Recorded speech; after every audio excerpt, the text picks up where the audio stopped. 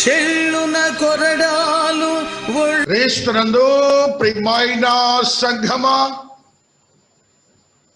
దేవుని యొక్క శక్తివంతమైన నామమును బట్టి, ఆత్మదేవుని మహాకృపను బట్టి ఉదయకాల పునరుత్థాన ఆరాధన నిమిత్తమై చేరి వచ్చిన మీ అందరికీ క్రీస్తు యేసు నామములో శుభములు సమాధానమును కలుగును గాక. ఆమేన్. క్రీస్తునందు ప్రియమైన వారలారా, దేవుని యొక్క మహోన్నతమైన మహాకృపను బట్టి మనమందరము కూడా సజీవులుగా ఉన్నాం. అంత మాత్రమే కాకుండా దేవాతి దేవుని సన్నిధిలో, దేవాతి దేవుని ఆరాధించే సమూహంలో దేవాతి దేవుడే మనలను ప్రవేశపెట్టినందుకు దేవాతి దేవునికి మనము కృతజ్ఞతలు చెల్లించబద్దలమవుతున్నాం.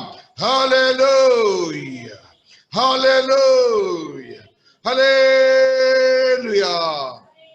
ఆత్మదేవుని ఆత్మశక్తిని బట్టి ఉదయకాల పునరుత్థాన ఆరాధనను ప్రార్థనతో మనము ప్రారంభించుకుందాం. అందరూ ఏకీభవించండి.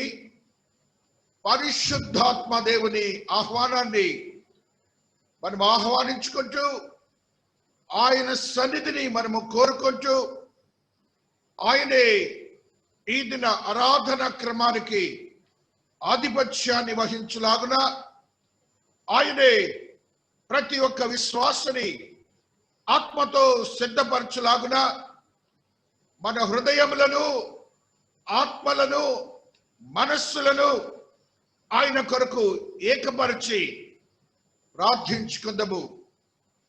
ఏకీభవించండి.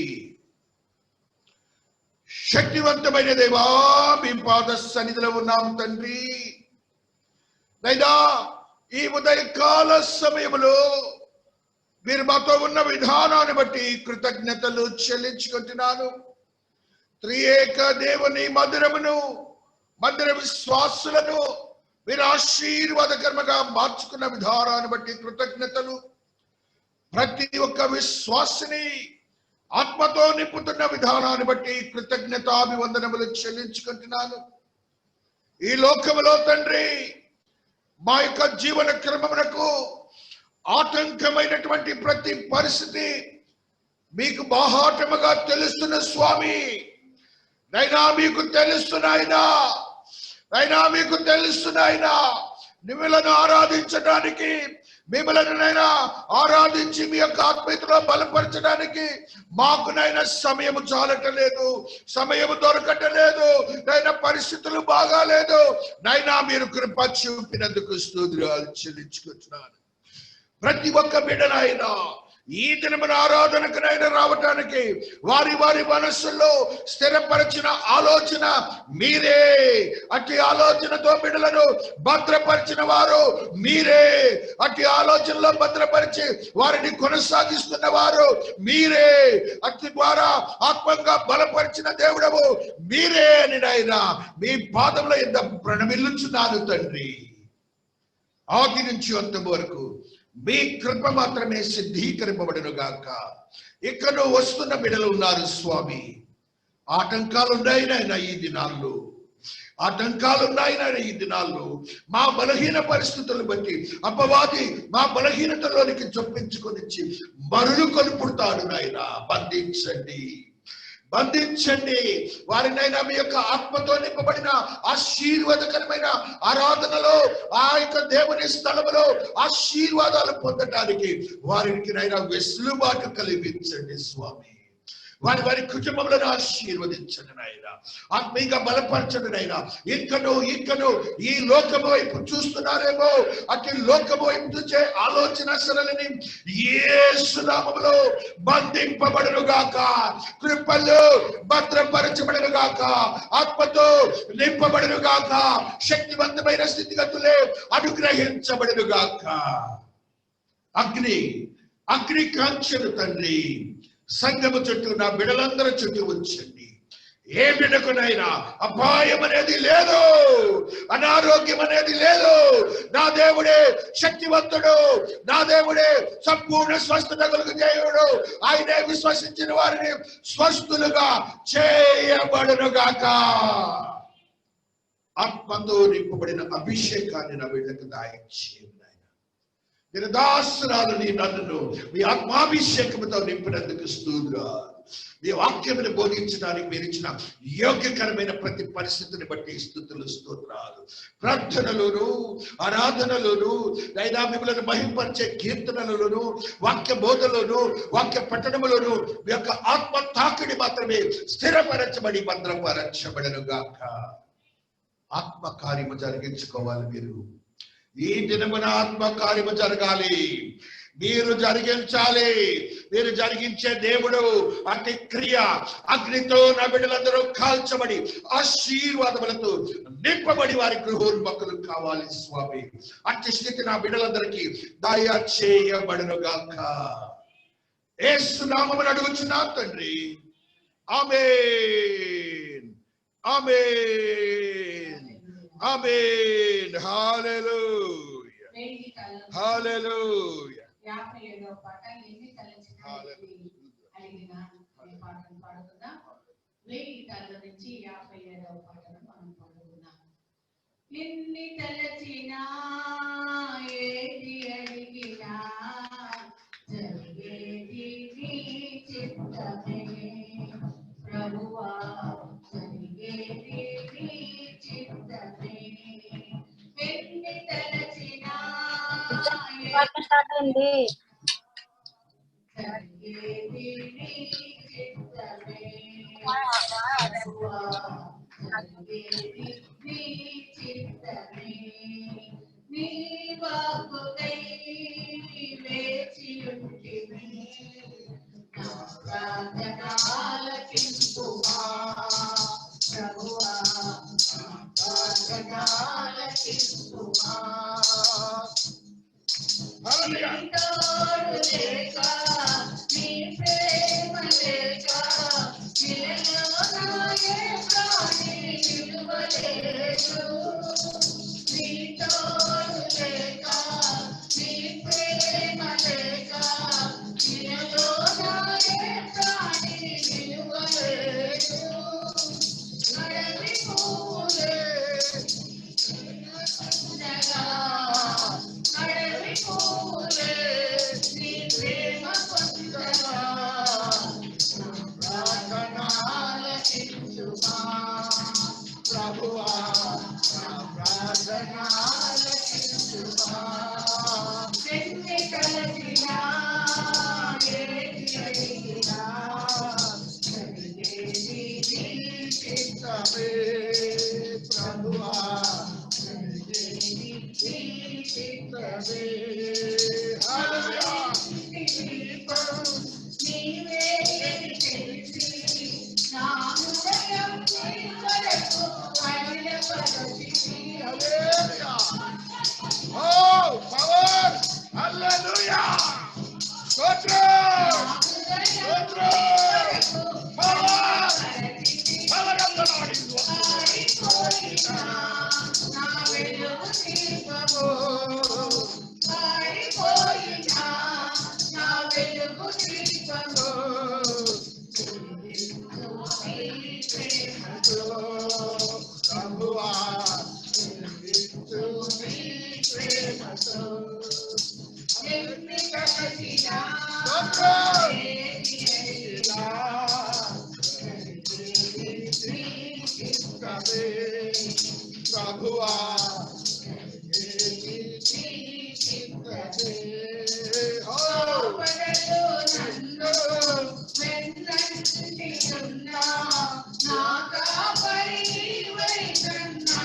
పంటివే ఆపదలు నన్ను వెన్నంటియున్నా నా కాపరి నీవై నన్నాడు పంటివే లోకమంతయు నన్ను విడచినా లోకమంతయు నన్ను విడచినా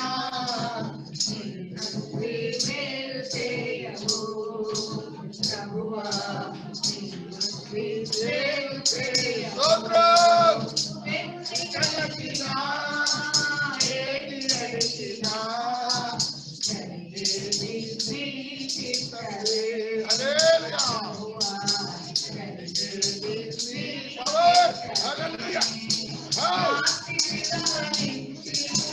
నన్ను ప్రేమించి స్తోత్రం కలువరిలో త్యాగమైతివా నా స్థితి గమనించి నన్ను ప్రేమించి హల్లెలూయా నా కొరకై కలువరిలో త్యాగమైతివా నేను యాగమే నా మోక్ష మార్గము నేను యాగమే నా మోక్ష మార్గము నిత్య జీవము ప్రభువా నిత్య జీవము ఎంపికలకినా ఏది జరిగినా జరిగేది నీ చిత్తమే ప్రభువా జరిగేది హల్లెలూయా నీ వాక్కుకై వేచియుంటిని.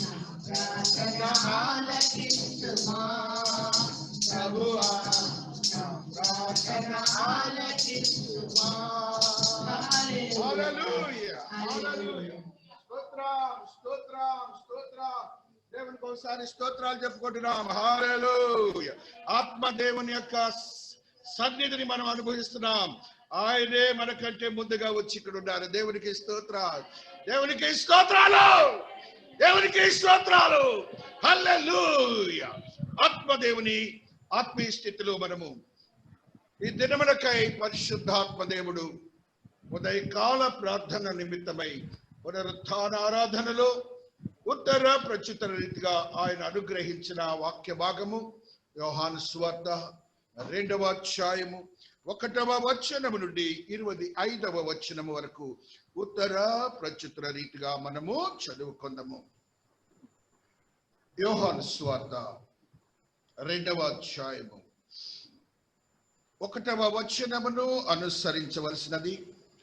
25వ వచనము అందరమును కలిసి ధ్యానింతుము. పరిశుద్ధ గ్రంథమున్న వారందరూ తీయండి. యోహాను సువార్తను మీరు ఒక్క మాట చదివారంటే చాలు, పరిశుద్ధాత్ముడు మీలోనికి వచ్చేస్తాడు. అంత శక్తివంతమైన వాక్యం ఇందులో ఉంది. క్రొత్త నిబంధనలోని 81వ పుటలో గల 2వ అధ్యాయము 1వ వచనమును అనుసరించవలసినదిగా. 3వ దినమున గలిలయలోని కనాను ఊరిలో ఒక వివాహము జరిగెను. యేసు తల్లి అక్కడ ఉండెను. యేసును ఆయన శిష్యులను ఆ వివాహమునకు పిలువబడిరి. ద్రాక్షారసమైపోయినప్పుడు యేసు తల్లి వారికి ద్రాక్షారసము లేదని ఆయనతో చెప్పగా యేసు ఆమెతో, అమ్మా, నాతో నీకేమి పని? నా సమయం ఇంకనూ రాలేదనెను. ఆయన తల్లి పరిచారకులను చూచి ఆయన మీతో చెప్పునది చేయుడనెను.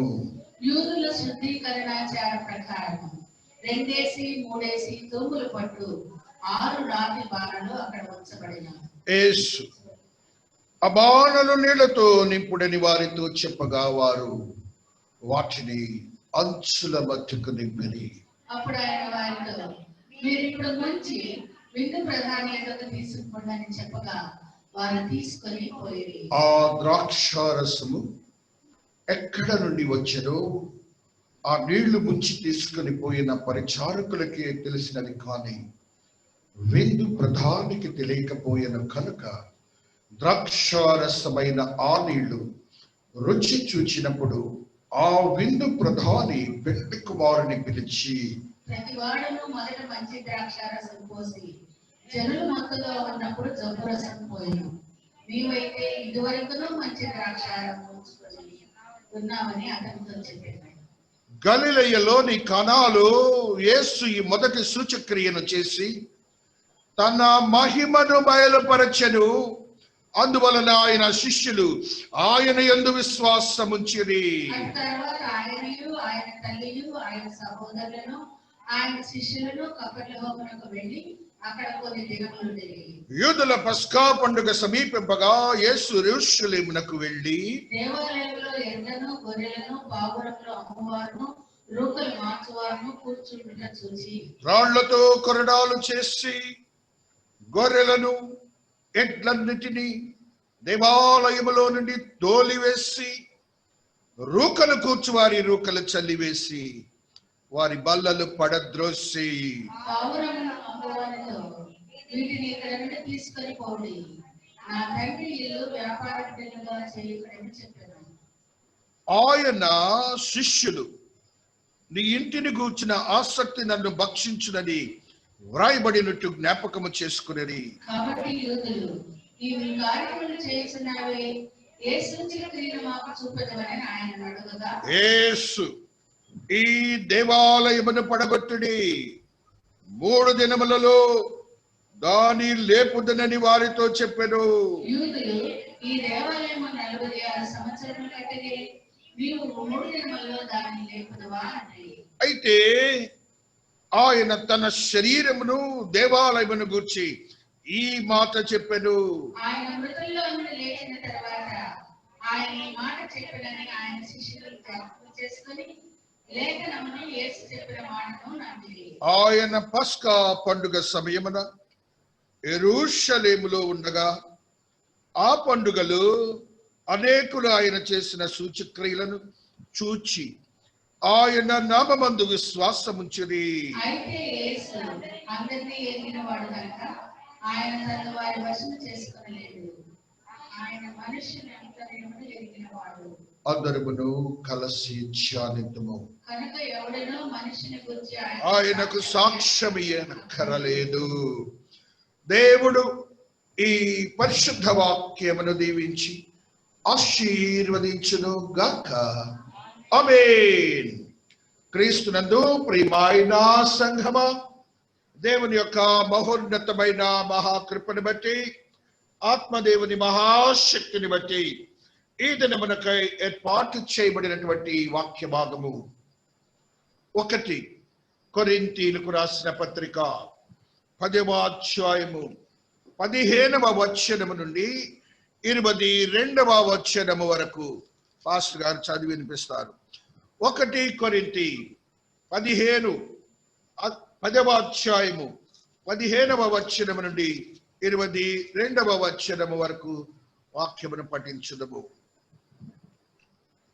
15వ వచన ప్రారంభము. బుద్ధిమంతులతో మాట్లాడినట్లు మీతో మాట్లాడుచున్నాను. నేను చెప్పు సంగతిని మీరే ఆలోచించుడి.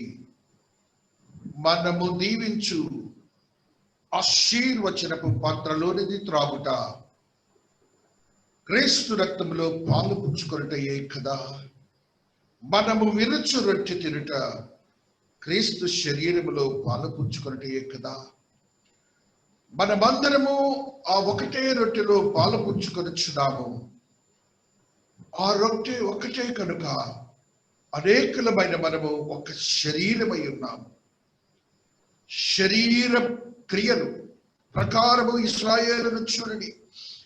బలి అర్పించిన వాటిని తినివారు బలిపీఠంతో పాలువారు కారా?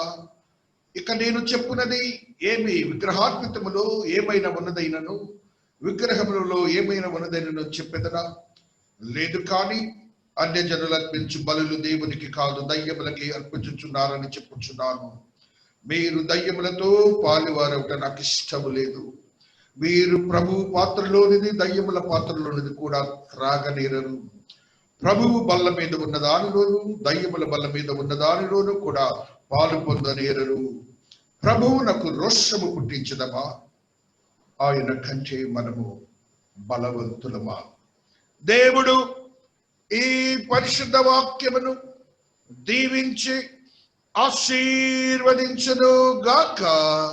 ఆమేన్. ఆమేన్. నామములో చేరి వచ్చిన సంఘమంతటికి నా వందనాలు తెలియజేస్తూ ఉన్నాను. నా పునరుద్ధాన దీవెనలు నేను మీకు ప్రకటిస్తూ ఉన్నాను. కొన్ని వారాలుగా మనము ఆయన శరీర రక్తాల గురించి ధ్యానం చేస్తూ ఉన్నాం. పోయిన వారం కూడా మనము ఆయన శరీరాన్ని గురించి, రక్తాన్ని గురించి ధ్యానం చేస్తున్నాం. ఈ దినము మరికొన్ని సత్యాలను మనము వాక్యానుసారముగా తెలుసుకోవాలని దేవుని పేరిట నేను మీకు తెలియజేస్తూ ఉన్నాను. అపోస్తుల కార్యాలు 2:42లో వ్రాయబడిన మాట, వీరు అపోస్తులలో బోవయందును సహవాసమందును రొట్టె విరుచుట యందును ప్రార్థన చేయుట యందును ఎడతెగక ఉండిరి అని వ్రాయబడినట్లుగా మనము చూస్తూ ఉన్నాం. సంఘమునకు మూల స్తంభాలు 4. ఏ సంఘమైనా పడిపోకుండా, పతనమవకుండా జీవము కలిగిన, ఉజ్జీవము కలిగిన సంఘముగా ఉండాలి అంటే ఆ సంఘములో ఈ 4 కార్యక్రమాలు జరగవలసింది. అపోస్తుల బోధ ఉండాలి. ఏ బోధ పడితే ఆ బోధ ఆ సంఘాల్లో ఉండకూడదండి. మనుషులు తన జ్ఞానాన్ని ఉపయోగించి బోధిస్తూ ఉంటారు. అటువంటి బోధ అంగీకరింపబడదని దేవుడు తెలియజేస్తున్నాడు. యేసుక్రీస్తు ప్రభులు వారు ఏమైతే తెలియచేశారో, అపోస్తులు ఏదైతే బోధించారో, ఏ పునాది మీద అయితే సంఘము కట్టబడిందో ఆ బోధలో మనం కట్టబడాలి. ఆ బోధలో మనము నిలిచి ఉండాలి. నీ ఇష్టమైన బోధ ఎవరికి ఇష్టం వచ్చినట్టుగా వారు బోధించడం అనేది చాలా తప్పని దేవుని వాక్యం మనతో మాట్లాడుచున్నది. కాబట్టి మీరు ఎక్కడైనా వాక్యం వినండి, ఎప్పుడైనా వినండి, ఎవరినైనా వినండి, కానీ అది అపోస్తుల బోధతో సంబంధం ఉన్నదా లేదా అని పరిశీలన చేసుకోవాలని దేవుడు మాట్లాడుచున్నాడు. అపోస్తుల బోధ మంచి పునాది మీద కట్టబడిన బోధ బలమైన సంఘానికి అది ఆధారం అని మనం తెలుసుకోవాలి. రెండవదిగా, ఎప్పుడైతే ఆ బోధకు మనము అంగీకరిస్తామో, ఆయన సంఘంలో మనము ఆ బోధని మనము ఆస్వాదించుకుని అది మనం అంగీకరిస్తామో, మనము ఒక సహవాసాన్ని కోరుకుంటాం. సంఘ సహవాసము కావచ్చు, మరి పరిశుద్ధుల సహవాసము కావచ్చు, లేకపోతే దేవునితో సహవాసాన్ని మరి ముఖ్యముగా మనం కలిగి ఉండాలి. ఎప్పుడైతే ఆ బోధ వింటామో ఆ బోధ మనలో కలిగించే మార్పు ఏంటంటే దేవునితో సహవసించాలనే ఆశ, ఆలోచన నీలో కలిగిస్తుంది. దేవునితో ఎప్పుడు సహవసించాలి. చాలా మంది భక్తులు మీరు గమనించినప్పుడు ఆత్మీయంగా బలవంతులైన వారు ఎక్కువ ఒంటరితనాన్ని కోరుకుంటూ ఉంటారు. ఎందుకు కోరుకుంటారంటే మనుషులతో మాట్లాడటం ఇవన్నీ కూడా పెద్దగా ఇబ్బందికరంగానే, ఎందుకు ఈ లోకానుసారమైన ఈ చెత్త చెదారంతా మాట్లాడుకోవటం, దేవునితో మాట్లాడుకోవచ్చు కదా, ఎందుకు ఈ సమయాన్ని వృధా చేసుకుంటున్నానని వారు బాధపడుతూ ఉంటారు. గంటల గంటల ఫోన్లు మాట్లాడటం కూడా చాలా పొరపాటు. దేవునితో సహవసించే టైం వ్యర్థమైపోతూ ఉన్నది. ఒక మాట చదువుకుని, ప్రభువా ఈ వాక్యంలో ఇంత బాగా రాసావు కదా, ఏమిటి ప్రభువా దీని అర్థమని కాసేపు మౌనంగా కళ్ళు మూసుకుని దానిని గురించి ఆలోచిస్తే దేవుడు ఎంత చక్కగా బోధిస్తాడండి. దేవునితో సహవసించడం నేర్చుకోవాలి. మనుషుల సహవాసము కొంతకాలమే. అది ఏ బంధమైనా, తల్లిదండ్రుల బంధం కావచ్చు, భార్యాభర్తల బంధం కావచ్చు, బిడ్డల తల్లిదండ్రుల బంధాలు కావచ్చు, స్నేహితులు కావచ్చు, అక్క చెల్లెళ్ళు కావచ్చు, అన్నదమ్ములు కావచ్చు, ఏ బంధాలైనా శాశ్వతమైనయా? కాదు కదా. శాశ్వతమైన బంధం ఎవరితో ఉండాలి? మనకి ఎవరితో ఆ సహవాసం ఉండాలి? అన్ని తృణప్రాయమే కదా, అన్ని కొన్ని దినాలే కదా. ఈ దినాల్లో మీరు గమనిస్తే తల్లిదండ్రులు చచ్చిపోతే బిడ్డలు రాట్లా, బిడ్డలు చచ్చిపోతే తల్లిదండ్రులు వెళ్ళట్లా, కనీసం కడసారి సూపులు అది ఇదని మాట్లాడేవారు. ఇప్పుడు అసలు ఆ మాటకే అర్థం లేకుండా పోయినట్టుగా మనం చూస్తున్నాం. కాబట్టి ఎవరి సహవాసం మనకు కావాలి? దేవుని సహవాసం కావాలి. ఒక సంఘము బలమైన సంఘముగా, ఆ బలమైన సంఘములో నువ్వు కట్టబడి ఉన్నావు అనంటే, ఆ బలమైన సంఘములో నువ్వు పాత్రధారిగా ఉన్నావంటే, ఆ బలమైన సంఘములో నువ్వు సభ్యత్వం కలిగి ఉన్నావంటే నీవు దేవునితో సహవసించడం నేర్చుకోవాలి. మొదటిగా ఆయన బోధను ఆస్వాదించుకోవాలి. ఆయన బోధనను భుజించాలి. ఒక విధంగా వాక్యాహారము, ఆయన బోధ వాక్యాహారం. వాక్యాహారాన్ని కూడా మనం భుజించడం నేర్చుకోవాలి. అందుకని భక్తుడు రాస్తాడు, ఆ వాక్యము నా జిహ్వకు మధురముగా ఉన్నది, జుంటి తేనె దారాల కంటే కూడా మధురముగా ఉందంటారు. కాబట్టి రుచి చూచి ఎరిగి తిని యెహోవా ఉత్తముడనియు, రుచి చూచి ఎరిగితిని యెహోవా ఉత్తముడనియు రక్షకునాశ్రయించి నే ధన్యుడనైతిని రక్షకునాశ్రయించి నే ధన్యుడనైతిని రుచి చూచి ఎరిగితిని యెహోవా ఉత్తముడనియు. కాబట్టి వాక్యపు రుచి చూచిన నీవు, దాన్ని ఆస్వాదించిన నీవు, దాన్ని అనుభవించిన నీవు, ఆ రుచి ఎరిగిన నీవు ఆయనతో సహవసించడానికి నువ్వు ఇష్టపడుతూ ఉంటావు. కాబట్టి బలమైన సంఘములో నువ్వు సభ్యత్వం కలిగి ఉన్నావంటే ఆ సంఘము మంచి అపోస్తలుల బోధ ఉన్నదా చూసుకోవాలి. రెండవదిగా సహవాసము, పరిశుద్ధుల సహవాసం ఉన్నదా చూసుకోవాలి. ఆ సహవాసము నువ్వు దేవునితో కలిగి ఉండటం అనేది నీకు నేర్పిస్తుందని నువ్వు ఎరగాలి. మూడవదిగా మనము గమనించినప్పుడు రొట్టె విరుచుట యందును. కాబట్టి ఇక్కడ రొట్టె గురించి వ్రాయబడల, ఆయన శరీర రక్తాలని వ్రాయబడల, రొట్టె విరిచే విధానాన్ని గురించి వ్రాస్తూ ఉన్నారు. రొట్టె ఎవరు విరవాలి? ఎవరు పడితే వాళ్ళు వినవచ్చా? ఆ రొట్టెను మనం ఎట్లా పడితే అట్లా వాడచ్చా? మొన్న వారి పేరు ఎందుకులే కానీ ఒక సంఘ సభ్యురాలు మా అన్న దగ్గరికి వచ్చింది. అది కమ్యూనియన్ పాత్రలు మనం చూసి చాలా క్రొత్తగా, ఎప్పుడు ఆ మామూలుగా వాడే కూడా చాలా చక్కగా బ్రైట్గా అట్లా ఉంటాయి కదా. తుప్పు పెట్టి పోయినాయమ్మా, వాళ్ళు కూడా ఎరుసలేములని కొనుక్కొచ్చారు. ఆ ద్రాక్షారసం లోపలంతా బూజు పెట్టిపోయిందమ్మా. అలాగే ఉన్నాయి వాళ్ళ చర్చిలో ఆ పాత్రలు అని చెప్పారు.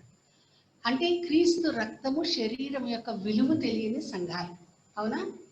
దాని విలువ తెలుసా? దాని భారం తెలుసా? బాధ్యత తెలుసా? ఆ సంఘాలు ఎందుకుంటున్నాయి? ఎందుకు అది కూడా తెలియదా? క్రీస్తు రక్తాన్ని గురించి, శరీర గురించి అవగాహన లేని సంఘాలు కోకొల్లల లోకంలో. కాబట్టి మనమైతే దాని పరిశుద్ధత ఎరిగిన వారం, దాని పరిశుద్ధతలో బ్రతుకుతున్న వారం, పరిశుద్ధంగా ఆచరించే వారం. ఇది పరిశుద్ధుల సహవాసములో జరిగే సంఘటన. ఇది ఎవరు విరవాలి? రొట్టె నేను విరవచ్చా? విరవకూడదు. క్రీస్తు శరీరాన్ని విరిచే శక్తి స్త్రీనైన నాకు ఉన్నదా? లేదు. అల్పురాలను కదా, పరిపూర్ణత లేనిదానను కదా, స్త్రీని కదా, నేను దానిని ముట్టుకోవచ్చా? ప్రభు శరీరము కదా, అది ఎంత గొప్ప శరీరమో దానిని స్త్రీనైన నేను ముట్టుకుని విరవచ్చా?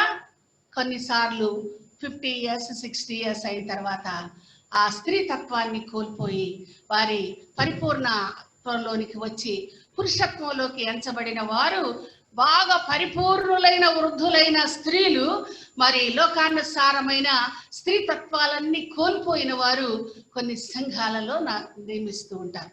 ఎందుకంటే దానికి యోగ్యుడైన పురుషుడు అక్కడ లేనప్పుడు ఆ స్త్రీలు ఆ ధర్మాలను జరిగిస్తూ ఉంటారు. బాప్తిస్మం ఇవ్వటం కానీ, రొట్టె విరుచుట కానీ స్త్రీ చేయ తగని పని. కానీ కొన్ని పరిస్థితుల్లో మరి కొన్ని చోట్ల అవి జరుగుతూ ఉన్నాయి.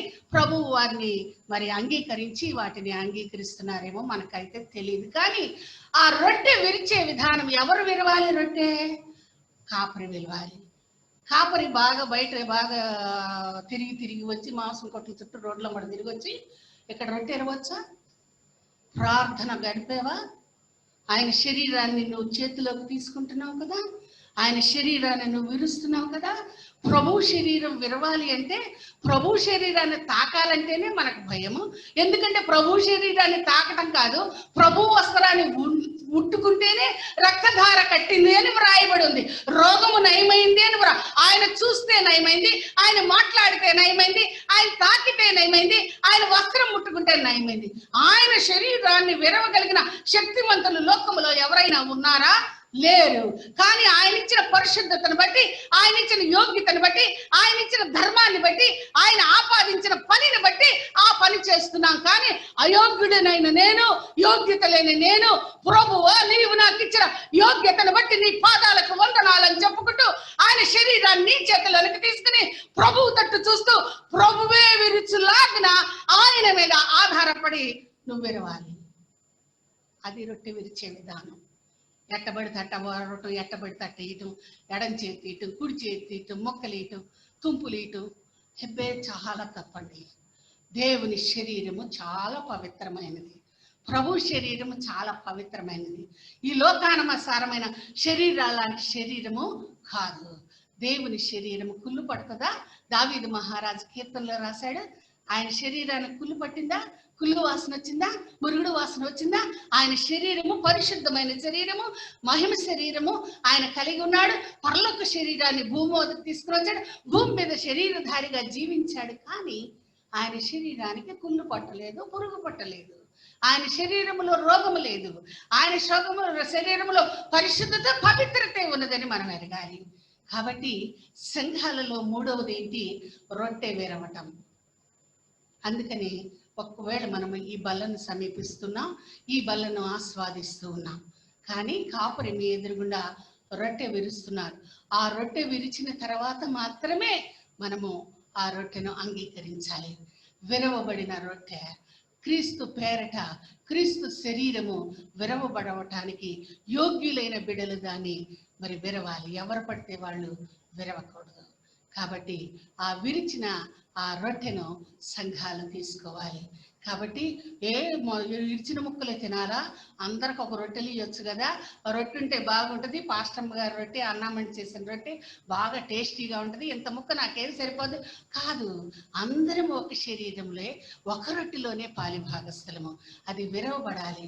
యేసుక్రీస్తు ప్రభువులు గారు కూడా ఆ రొట్టెని విరిచి వారికి ఇచ్చి దీనిని తీసుకుని తినండి అని చెప్పినట్లుగా ఆ శరీరాన్ని విరవటానికి నీ హృదయము విరిగి నలిగిన అనుభవం కలిగి ఆ రొట్టెను నువ్వు విరవాలి. యేసు క్రీస్తు శరీరం అని నువ్వు ఎరిగావు కనుక, ఆ యేసు క్రీస్తు శరీరము నీ చేతిలో ఉన్నది కనుక నువ్వు విరిచేటప్పుడు ఎంత వినయమతో, ఎంత భక్తితో, ఎంత విధేయతతో ఆయన శరీరాన్ని నువ్వు చేత పట్టుకుని ఆయన విరవగలిగిన శక్తిహీనులమైన మనము, శక్తి లేని మనము అటువంటి శరీరాన్ని ఒక్కసారిగా దాన్ని విరవటానికి దేవుడు యోగ్యతనిస్తూ ఉన్నాడు. కాబట్టి మనము విరవబడిన ఆ రొట్టెలోని పాలిభాగస్థులమని దేవుడు మనకు తెలియజేస్తూ ఉన్నాడు. మూడవ స్తంభం, మూల స్తంభము మరి ఆ రొట్టె విరిచే అనుభవాన్ని మనం చూస్తున్నాం. నాలుగవదిగా మరి ప్రార్థన చేయటి యందు వారు ఎలా ఉన్నారంట? ఎడతెగక ఉన్నారు. ఈ 4 సంగతులు సంఘములో ఎడతెగక ఉన్నాయంట. మొదటిగా ఆయన బోధ, రెండవదిగా సహవాసము, మూడవదిగా మరి రొట్టె విరిచుట, నాలుగవదిగా ప్రార్థన చేయట. ప్రార్థన అంటే ఏంటండి? పరలోకాన్ని భూలోకానికి దించటమే ప్రార్థన. ప్రార్థన అంటే ఏంటంటే మీరు దేవునితో మాట్లాడటమే ప్రార్థన. పరలోకంలో మరి నువ్వు ప్రార్థన చేస్తే గంట మోగినట్టుగా దేవుని సన్నిధిలోంచి దూతల గుంపులు గుంపులుగా నీ దగ్గరకు వస్తూ ఉంటారు. నీ ప్రార్థన పరలోకానికి మోసుకుపోవటానికి ప్రార్థన విశ్వాసికి గుండె లాంటిది. గుండె ఆగిపోతే మనుషుడు బ్రతకడు. కాబట్టి ప్రార్థన సంఘానికి చాలా బలమైనది, చాలా మరి యోగ్యమైనదని మనం తెలుసుకోవాలి. ఈ 4 అనుభవాలు ఏ సంఘంలో ఉంటాయో, ఈ 4 అనుభవాలు కలిగిన ఆ సంఘమే పరిశుద్ధమైన సంఘము, పరిశుద్ధుల విందు అంటారు. పరిశుద్ధుల సహవాసముతో తినవలసిన విందు. నీ ఇంటి దగ్గర కాదు, పక్కింట్లో కాదు, కొట్లో కాదు, రోడ్డు మీద కాదు, మీటింగుల్లో కాదు, ఎక్కడ దానిని మనం ఆచరించకూడదు. పరిశుద్ధుల సహవాసములో, పరిశుద్ధ సన్నిధిలో కాపరి విరిచిన తర్వాత కాపరి దగ్గర ఆ సంఘము ఆచరించే పద్ధతిని ఆది సంఘమైన అపోస్తులతో ప్రభు ప్రారంభించబడినట్లుగా మనము చూస్తున్నాం.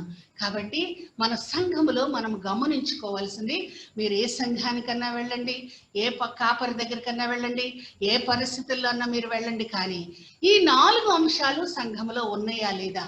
ఈ 4 అంశాలు ఉన్న సంఘంలోనే నేను సభ్యురాలునా సభ్యుడినా కాదా అని ఎవరికి వారు పరిశీలన చేసుకోవాలని మరి ప్రభువు మనతో మాట్లాడుచున్నట్లుగా మనము చూస్తూ ఉన్నాం. కాబట్టి ఆయన చివరి పస్కా భుజిస్తూ ఈ కృత నిబంధన మరి పరిస్థితిని అక్కడ ఏర్పాటు చేసినట్లుగా మనము చూస్తూ ఉన్నాం. పెంతెకొస్తు దినాన పరిశుద్ధాత్మ భూమి మీదకి వచ్చినట్లుగా మనము చూస్తున్నాం. అక్కడ ఎప్పుడైతే వారు పరిశుద్ధాత్మ పొందుకున్నారో అపోస్తలులు ఇక సువార్త అనే వలను తీసుకుని సువార్తను చేత పట్టుకుని లోకములోనికి వెళ్ళారు. పేతురు కూడా సువార్త అనే వలాన్ని బలంగా పట్టుకున్నాడు, ఆ వలను చేత పట్టుకున్నాడు. ఇన్నాళ్ళు వల వేశాడు, సముద్రంలో చేపలు పట్టాడు, ఇన్నాళ్ళు వల వేశాడు. ప్రభువు చెప్పినప్పుడు పిగిలిపోయే అన్ని చేపలు తన వలలో వచ్చినాయి. అంత విస్తారమైన చేపలు పట్టాయి. చెప్పబడుతున్నాడు. మరి ఆ బొడ్డులో కత్తి పెట్టుకుని సముద్రములో ఈదగలిగిన శక్తిమంతులైన అపోస్తలుల వాళ్ళు, అంత బలమైన జాలరులు మనము చూస్తూ ఉన్నాం. వారు ఇప్పుడు ఏం చేస్తున్నారంటే, పరిశుద్ధాత్మను పొందుకోగానే లోకములోనికి వారు సువార్త అనే వలం తీసుకొని వెళ్ళారు. పేతురు ఒక్కసారి ఆ వలను లోకం మీదకు విసిరాడు. ఎన్ని చేపలు పడినాయమ్మా పేతురు విసిరగానే? అపోస్తుల కార్యాల్లో 3,000 చేపలు పడినాయి.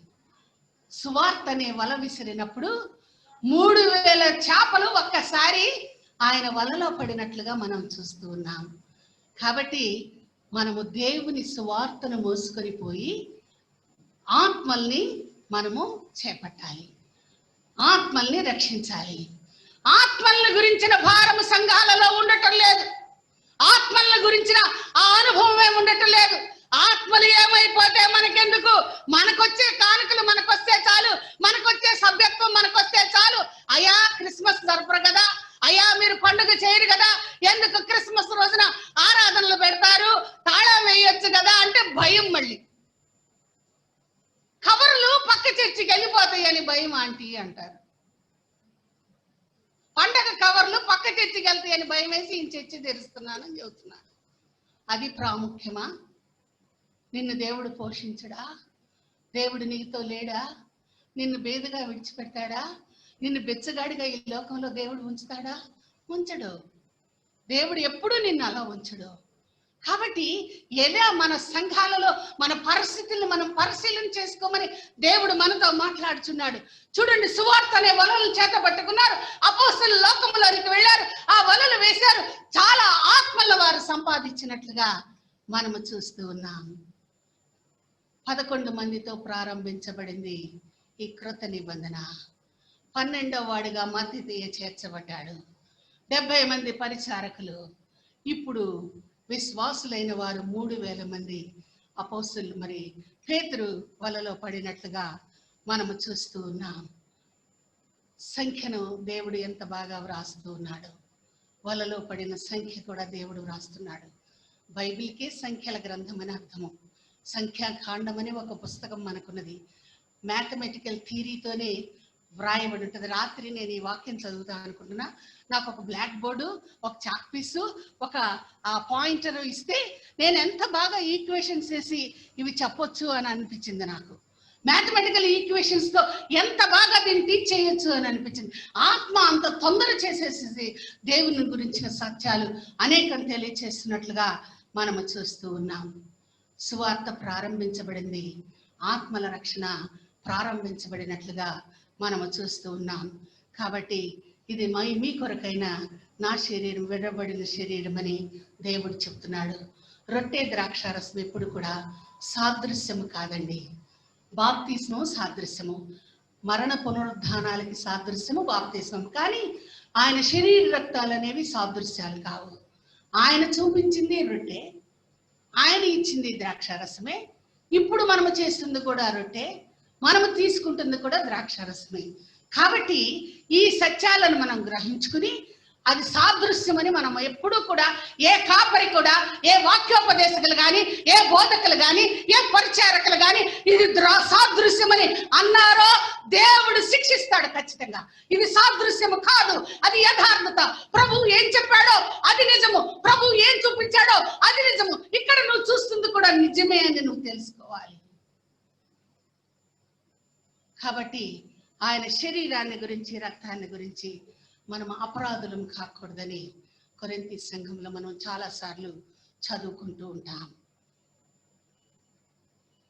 యోహాను సువార్త 6వ అధ్యాయము 60వ వచనము 66వ వచనంలో ప్రభువులు వారు ఈ మాట చెప్పినప్పుడు లోకము ఏమని మాట్లాడిందో ఒకసారి చదవండి. ప్రభువులు వారు చెప్పినప్పుడు ఏమని మాట్లాడిందో చదువుకుందాం. యోహాను సువార్త 6వ అధ్యాయము 60వ వచనము.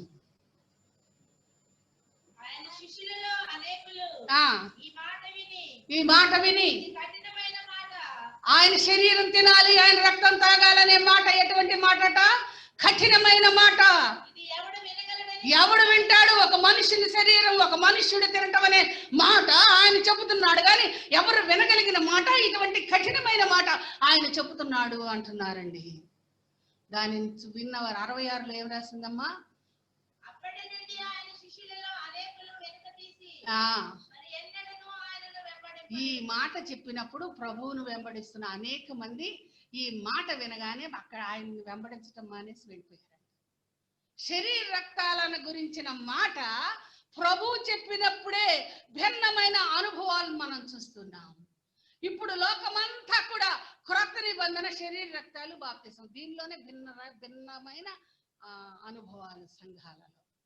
సాతానుడు పెట్టిన గొప్ప మరి అయోగ్యమైన సత్యాలను సంఘాలలో చొరబరుస్తున్నట్లుగా మనం చూస్తున్నాం.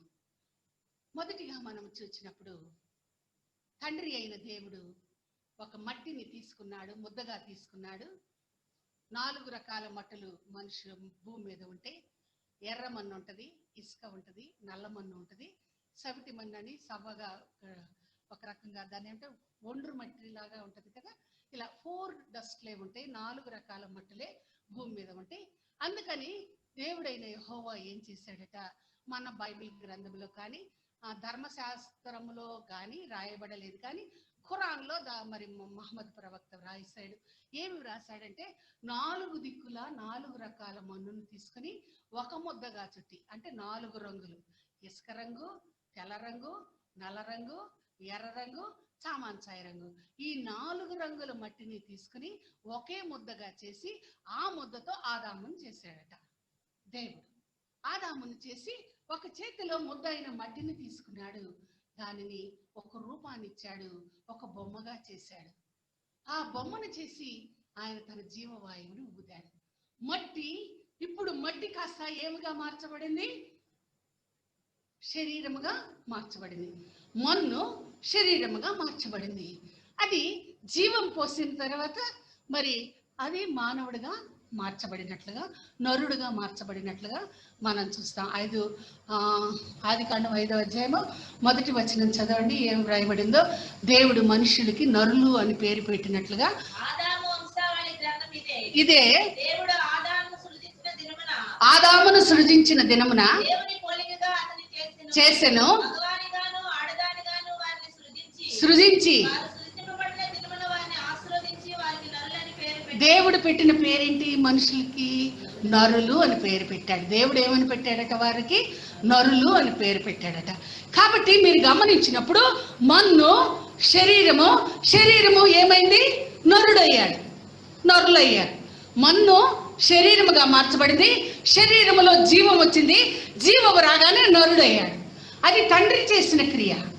తండ్రి మన్నుని మాంసముగా మార్చాడు, మన్నుని శరీరంగా మార్చాడు, శరీరంలో జీవాన్ని ఊదాడు, నరులు అయ్యాడు. కుమారుడు ఏం చేశాడు? ఒక అద్భుతం అంటే ఎంత అద్భుతం అండి! ఇవాళ ఉత్తర ప్రత్యుత్తం అదే వస్తుంది. ఏమని వచ్చింది? నీటిని ఆయన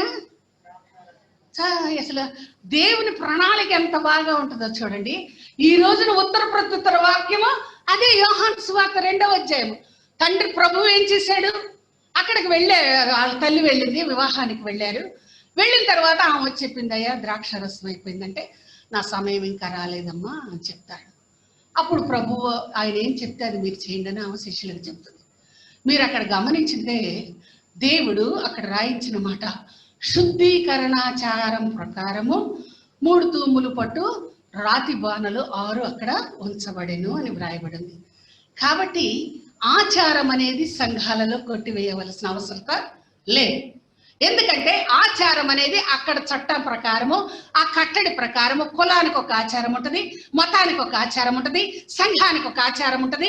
కాబట్టి అవన్నీ ఆచారాలు సంఘాలలో ఉంటాయి, కానీ అది క్రైస్తవ్యానికి అడ్డం కాదు అని దేవుడు చెప్తున్నాడు. అక్కడ కూడా శుద్ధీకరణాచార ప్రకారము 6 రాతి బాణలు అక్కడ ఉంచబడింది. అది ఆచారం అంతే. ఎందుకు ఒక బాణే ఉంచపోయారా, ఎందుకు ఈ ఆచారము అని ప్రభు ఎక్కడ కూడా ఆచారాన్ని గురించి మాట్లాడాల. ఆత్మని గురించి మాట్లాడుతున్నాడు, నీ హృదయాన్ని గురించి మాట్లాడుతున్నాడు, కానీ నీ ఆచారం ఆయనకి ఎందుకు? నువ్వు పంజాబీ డ్రెస్ వేసుకుంటే ఆయనకి ఎందుకు? చీర కట్టుకుంటే నీకెందుకు? అమెరికా వాళ్ళ మిడ్డీ వేసుకుంటే ఆయనకి ఎందుకు? ఆయనకి ఏం కావాలి? నీ డ్రెస్సా? నీ హృదయం కదా కావాల్సింది. నీ హృదయం శుద్ధిగా ఉందా? నీ హృదయం పరిశుద్ధంగా ఉందా? అదంతా కల్మషంతో నిండిపోయిందా? ఒకసారి దాన్ని చూసుకోమని ప్రభు చెప్తున్నాడు. అక్కడికి వెళ్ళిన తర్వాత వాళ్ళకి చెప్తున్నాడు, పరిచారకులకి ఎట్లా నింపాలంటే బాణలు చదవండి.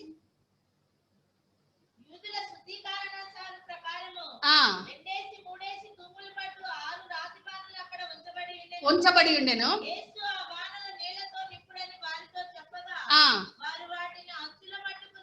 చాలమ్మా, ఎక్కడి దాకా నింపారమ్మా? అంచుల మట్టుకు నింపారంటే ఇంకొక ద్రాక్ష రసం అందులో పోయొచ్చా? షుగర్ వేయచ్చా? అంటే అంచుల దాకా అది ఫిల్ చేయబడిందంటే ఇంక అందులో ఏమీ కూడా వేయటానికి తావు లేదు. మాకేం తెలుసు, తెలుతుగా ఉన్నావు, ఇప్పుడు నిండగా ఉంది, నువ్వేం పోసావు అని అనరా? దేవుడు చూడండి, ప్రతి సత్యాన్ని, ప్రతి సూక్ష్మమైన సంగతిని దేవుడు మనతో మాట్లాడుతున్నాడు. దేవుడు మనకు తెలియచేస్తూ ఉన్నాడు. అంచుల మట్టికి ఇక దానిలో ఏమి ఎవరు పోయకూడదు అనమాట. అంచుల మట్టికి నింపేసినట్లుగా మనము చూస్తూ ఉన్నాం. తర్వాత విందు ప్రధాని వచ్చాడు. విందు ప్రధాని వచ్చి కూడా అక్కడ రాసిన మాట చూడండి, ఏముంది?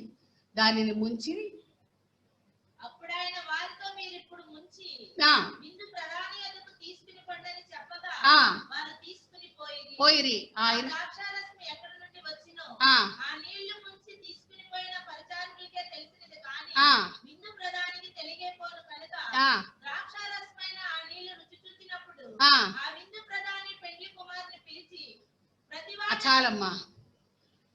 ఇప్పుడు ఆ విందు ప్రధాని రుచి చూడకుండా మాట్లాడా? నీళ్లు ముంచి పరిచారకులు తెచ్చాడు. విందు ప్రధాన అంట ఆ నీళ్లను రుచి చూసి నీళ్లను రాసింది. అక్కడ ద్రాక్ష రసం ఉందమ్మా. ఏం ముంచారట? ద్రాక్షారసం ముంచలే. అక్కడ మీరు గమనిస్తే ఏం ముంచారు? వాళ్ళు నీళ్ళల్లో ముంచారు. పైకి తీసేటప్పుడు ఆ నీళ్ళు ఏమైనాయి? ద్రాక్షారసం అయినాయి. మీరు చాలా బిట్ బై బిట్ చదువుకోండి. అక్కడ ద్రాక్షారసం, నీళ్లు, ద్రాక్షారసం. పెళ్ళి అయితే చాలు ఇదే ప్రసంగం. ఏ పెళ్లికి వెళ్ళినా ఈ ప్రసంగమే, ద్రాక్షారసము నీళ్లు. అక్కడ ద్రాక్షారసం ముంచి వచ్చారని పాస్టర్ గారు చెప్తా ఉంటారు. వాక్యాలు వింటే మైండ్ పోతా ఉంటది. అక్కడ ఏం ముంచారని రాసింది? నీళ్లు ముంచారు. లోటా ముంచినప్పుడు, ఆ క్యాన్ ముంచినప్పుడు నీళ్లు, అది పైకి తీసినప్పుడు ఏమైంది? ద్రాక్షారసం. అద్భుత క్రియ అప్పుడు జరిగింది. ఒక సూచిక్రియ, మొదటి సూచిక్రియ ఎలా జరిగింది? ఒక అద్భుతం ప్రభు చేశాడు. ఒక అద్భుతం వారి కన్నులు ఎదురుగుండా వారి పోసిన నీళ్లే, ముంచిన నీళ్లే ద్రాక్షారసముగా మార్చబడినట్లుగా మనము చూస్తూ ఉన్నాం. ఆ ద్రాక్షారసము చాలా రుచిగా ఉన్నట్లుగా కూడా విందు ప్రధాని చెప్తున్నట్లుగా మనము చూసాం. మొదటిగా తండ్రి అయిన దేవుడు మట్టిని శరీరముగా మార్చి నరుడుగా చేశాడు. చూసారా? మన్ను, శరీరము, నరులు చేశాడు. ఇప్పుడు కుమారుడు నీరు ద్రాక్షారసముగా ఆయన మార్చాడు. నీటిని ఆయన ద్రాక్షారసముగా మార్చాడు. అంటే మొదటగా శరీరాన్ని గురించి మనం చదువుకున్నావా లేదా? శరీరం అంటే ఏంటి? శరీరమే కదా. మొదటిగా తండ్రి శరీరాన్ని గురించిన సత్యాన్ని బయలుపరిచాడు. ఈ సంగతి నాకు కూడా తెలియదు. రాత్రే దేవుడు మాట్లాడితే తెలిసింది నాకు విషయం. ఇప్పుడు రెండింటిని మనం చేస్తున్నాం. ఇక్కడ శరీరం చేస్తున్నాం, రక్తం చూస్తున్నాం. ఇవి రెండింటిని పూజిస్తున్నావు. తండ్రి అయిన దేవుడు మార్చిన ఆ శరీరాన్ని మనం ఇక్కడ చూస్తున్నాం. కుమారుడు ఏం చేశాడు? ద్రాక్షారసాన్ని చేశాడు. కాబట్టి తండ్రి చేసిన క్రియ ఇక్కడ ఉన్నది, కుమారుడు చేసిన క్రియ ఇక్కడ ఉన్నది. ఇప్పుడు ఈ రొట్టె ఏమవ్వాలి? ఆయన శరీరం అవ్వాలి. ఈ ద్రాక్షారసం ఇవ్వాలి, ఆయన రక్తం అవ్వాలి. ఇది ఎవరు చేస్తారు? పరిశుద్ధాత్ముడు చేస్తాడు.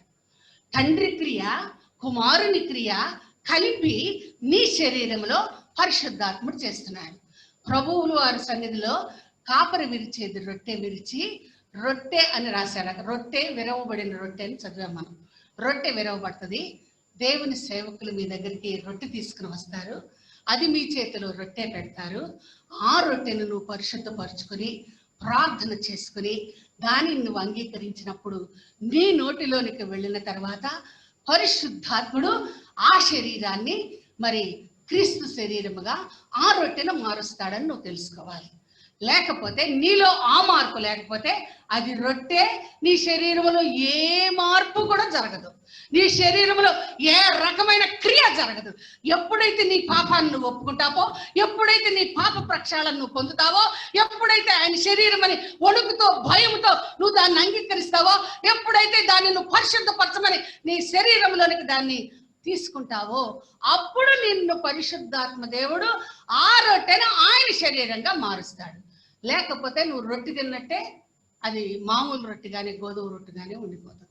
కాబట్టి జాగ్రత్తగా తండ్రి క్రియ ఉన్నది ఇందులో, కుమారుని క్రియ ఉన్నది, పరిశుద్ధాత్మని క్రియ నీలో జరగాలి.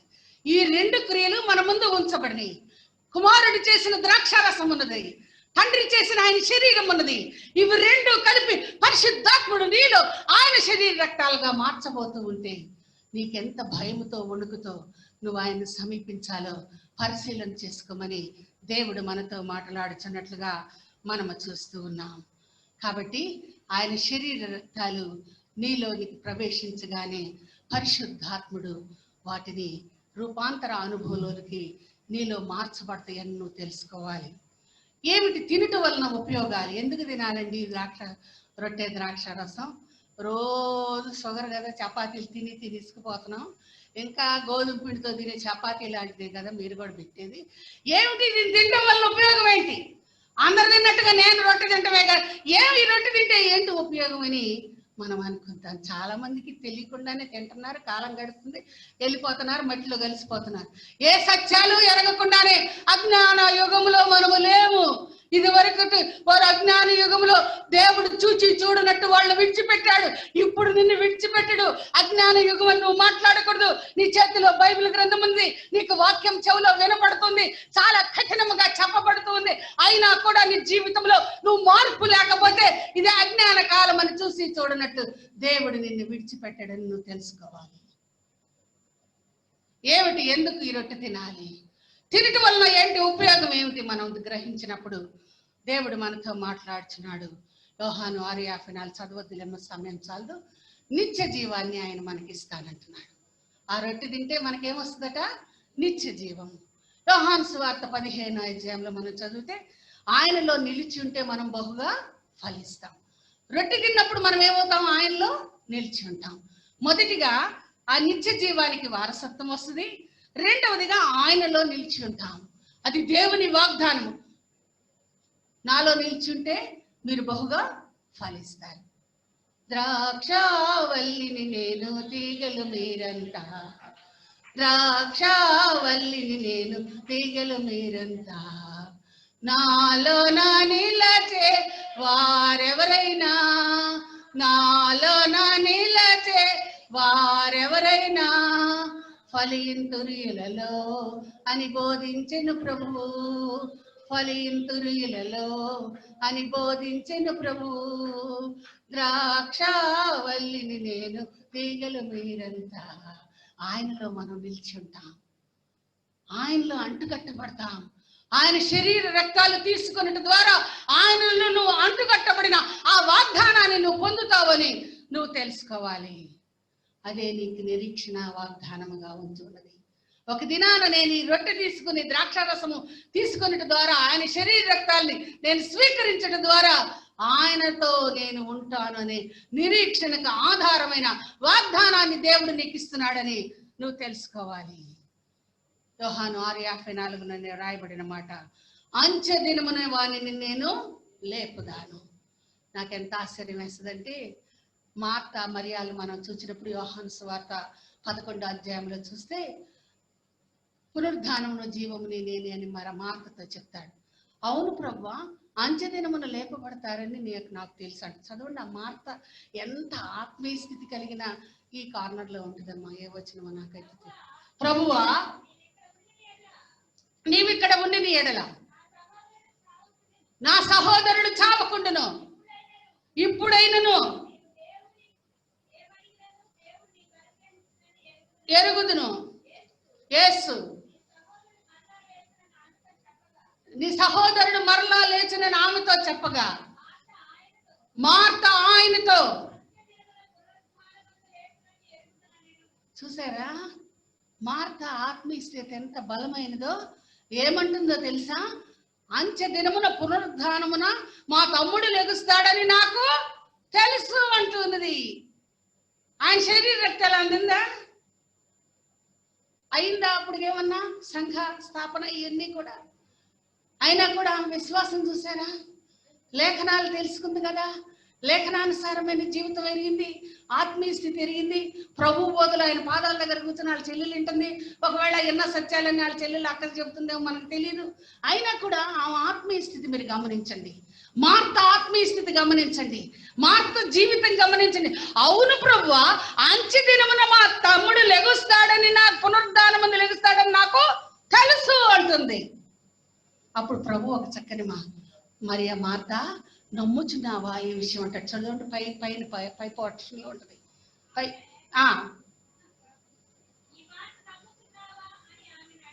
యేసయ్య అడుగుతున్నాడు, ఈ మాట నువ్వు నమ్ముచున్నావా అంటే ఆమంటది, అవును ప్రభువా, నువ్వు దేవుని కుమారుడు అని క్రీస్తు అని నేను నమ్ముచున్నాను అంటది.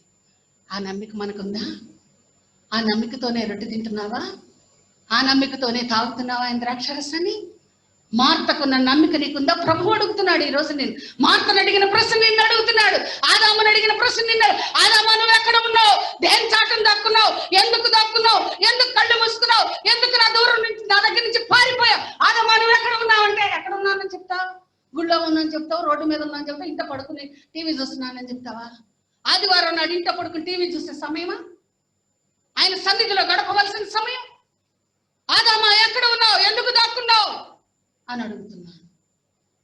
మోషేని అడుగుతున్నాడు, ఓ మోషే నీ చేతిలో ఉంది ఏంటి? మోషే అంటున్నాడు, కర్ర అంటున్నాడు. కింది పామైంది కదా. ఈ రోజును మార్తను ప్రభు అడుగుతున్నాడు, ఈ మాట నువ్వు నమ్ముతున్నావా మార్త అంటే, అవును ప్రభు నేను నమ్ముతున్నాను అంటున్నట్లుగా మనం చూస్తున్నాం. ఆ నమ్మిక నీకున్నదా? ఆ నమ్మికతోనే ఆయన శరీర రక్తాలు తీసుకుంటున్నావా? ఆ నమ్మికతోనే ఆయన సన్నిధిలో ఉంటున్నావా? ఆ నమ్మికతోనే సంఘానికి వస్తున్నావా? ఎందుకు వస్తున్నావు నువ్వు సంఘానికి? నమ్మికత్వం లేకుండా ఆచార క్రమమైన ఇందాక చదువుకున్న మా వాక్య భాగంలో 1 కొరింథీ పత్రిక 10వ అధ్యాయము 22వ వచనంలో చూడండి. మనం ఏమన్నా బలవంతులమా ఏంటి? మనం అసలు బలం ఏంటి? అసలు ఎవరు బలవంతులు? అసలు దేవుడు అడుగుతున్న మాట 1 కొరింథీ రాసిన పత్రిక 10వ అధ్యాయం 22వ వచనంలో ఏముందో చూడండి. ఏ పనులన్నీ చేసి ప్రభువు నాకు రోషం పుట్టిస్తావా ఏంటి? ఆయన కంటే నువ్వు పెద్ద బలవంతుడువా? దేవుడు అడుగుతున్నాడు. మార్తను అడుగుతున్నాడు, మోషేని అడిగాడు, ఆదాముని అడిగాడు. నిన్ను అడగడా? నన్ను అడగడా? అడుగుతాడు. జాగ్రత్త. దేవుని సన్నిధిలో వణుకుతోనూ భయముతోనూ నీవు నేను జీవించాలని దేవుడు మాట్లాడుతున్నట్లుగా మనము చూస్తున్నాం. వేరొక వాగ్దానము, అంచె దినమున నేను లేపుతాను. ఈ తిని త్రాగువాడు అంచె దినాన్ని లేపబడతాడు, నాతో ఉంటాడని చెప్తున్నాడు దేవుడు. 4వదిగా నా మూలంగా జీవిస్తాడు. నా శరీరము వలన మీరు నా మూలంగా జీవించేవారు అవుతారు. యోహాను 6:57లో వ్రాసినట్లుగా మనము చూస్తూ ఉన్నాం. 5వదిగా దేవుని న్యాయపీఠం ఎదుట ఆయన తీర్పును తప్పించుకునే వారముగా ఉంటాం. మనము తీర్పు తీర్చుకునేలా మనము తీర్పులోనికి రాము అని రాసింది. అవునా కదా? 1 కొరింథీ పత్రిక 11వ అధ్యాయంలో రాసినాడు, మనల్ని మనము విమర్శించుకొని తీర్పు తీర్చుకుంటే దేవుని తీర్పులోనికి మనము రాము అని రాసింది. తర్వాత 6వదిగా మనం చూసినప్పుడు ఆయన రక్తం చేత మనం అందరము కూడా కడగబడుతున్న అనుభవాన్ని కలిగి ఉంటామని దేవుడు మాట్లాడుతున్నట్లుగా మనం చూస్తూ ఉన్నాం. నీతిమంతులుగా చేయబడతాం, జీవించే వారముగా ఉంటాం, ఆయన కనికరాన్ని పొందుతాం, స్వతంత్రించుకునే అనుభవంలో ఉంటాం, పరిశుద్ధుల సహవాసములో మనమందరం కూడా చోటు చేసుకుంటాం. కాబట్టి ఆయన శరీర రక్తాలు తీసుకున్నట్టు ద్వారా ఇన్ని మేళ్లు నీ జీవితానికి ఉన్నాయని నువ్వు తెలుసుకోవాలని దేవుడు మాట్లాడుచున్నాడు. 2వదిగా మనం గమనించినప్పుడు ఈ మూల స్తంభాలలో ఈ రొట్టె బలను గురించి మనం తెలుసుకుందాం. నిర్గమాకాండము 40వ అధ్యాయము 4వ వచనంలో ఈ రీతిగా లేఖనము వ్రాయబడి ఉన్నది. నిర్గమాకాండము 40వ అధ్యాయము 4వ వచనంలో ఈ రీతిగా లేఖనము వ్రాయబడి ఉన్నట్లుగా, మీరు బలను లోపలికి తెచ్చి క్రమముగా ఉంచవలసిన వాటిని ఉంచి. ఒక్క నిమిషం ఆగమ్మా. సముఖపు రొట్టెల బల్లను గురించి దేవుడు మాట్లాడుచూ ఉన్నాడు. సముఖపు రొట్టెల బల్ల మరి ప్రత్యక్ష గుడార క్రమాన్ని ఒకసారి క్లుప్తంగా ధ్యానం చేద్దాం. తూర్పున ద్వారము ఉంటుంది, తూర్పున బలిపీఠము ఉంటుంది. బలిపీఠానికి ప్రత్యక్ష గుడారపు పరిశుద్ధ స్థలానికి మధ్యన గంగాళాలు ఉంటాయి, శుద్ధి చేసుకునేవి.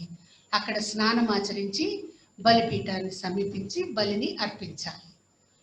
తర్వాత ప్రత్యక్ష గుడారంలో పరిశుద్ధ స్థలము, అక్కడ కర్టన్స్ అంటే తెరలు కట్టబడి ఉంటే దానిలో యాజకులు మాత్రం ప్రవేశిస్తారు. యాజకుడు ప్రవేశించిన తర్వాత ఈ బల్లను మొదటగా క్రమపరచాలి. సముఖపు రొట్టెలు, పాత రొట్టెలు తీసుకుని వెళ్ళి దానిని వేరొక బయట వాటి ప్లేస్లో పెడతారు. యాజకులు వాటిని తింటూ ఉంటారు, లేవీలు వాటిని తింటూ ఉంటారు. ఈ సముఖపు రొట్టెలు బల్లలో సర్దాలి, బల్లను శుభ్రం చేయాలి, బల్ల మీద ఈ రొట్టెలను పేర్చాలి. ఈ రొట్టెలను పేర్చాలినప్పుడు ద్వారం ఇటు ఉన్నది కాబట్టి ఉత్తర దిక్కున అది సముఖపు బల్ల రొట్టెలు ఉండే బల్ల పెట్టాలి. గమనించారా? ఉత్తర దిక్కున ఇటు ద్వారం కదా, ఇటువైపు నేను తిరిగితే ఇటువైపు సముఖపు రొట్టెల బల్ల ఉంటుంది, ఇటువైపు దీపవృక్షము, దీపస్తంభం ఉంటుంది, మధ్యలో ధూప వేదిక ఉంటుంది. యాజకులు ఆగకుండా దాని మీద ధూపం వేస్తూ ఉంటారు.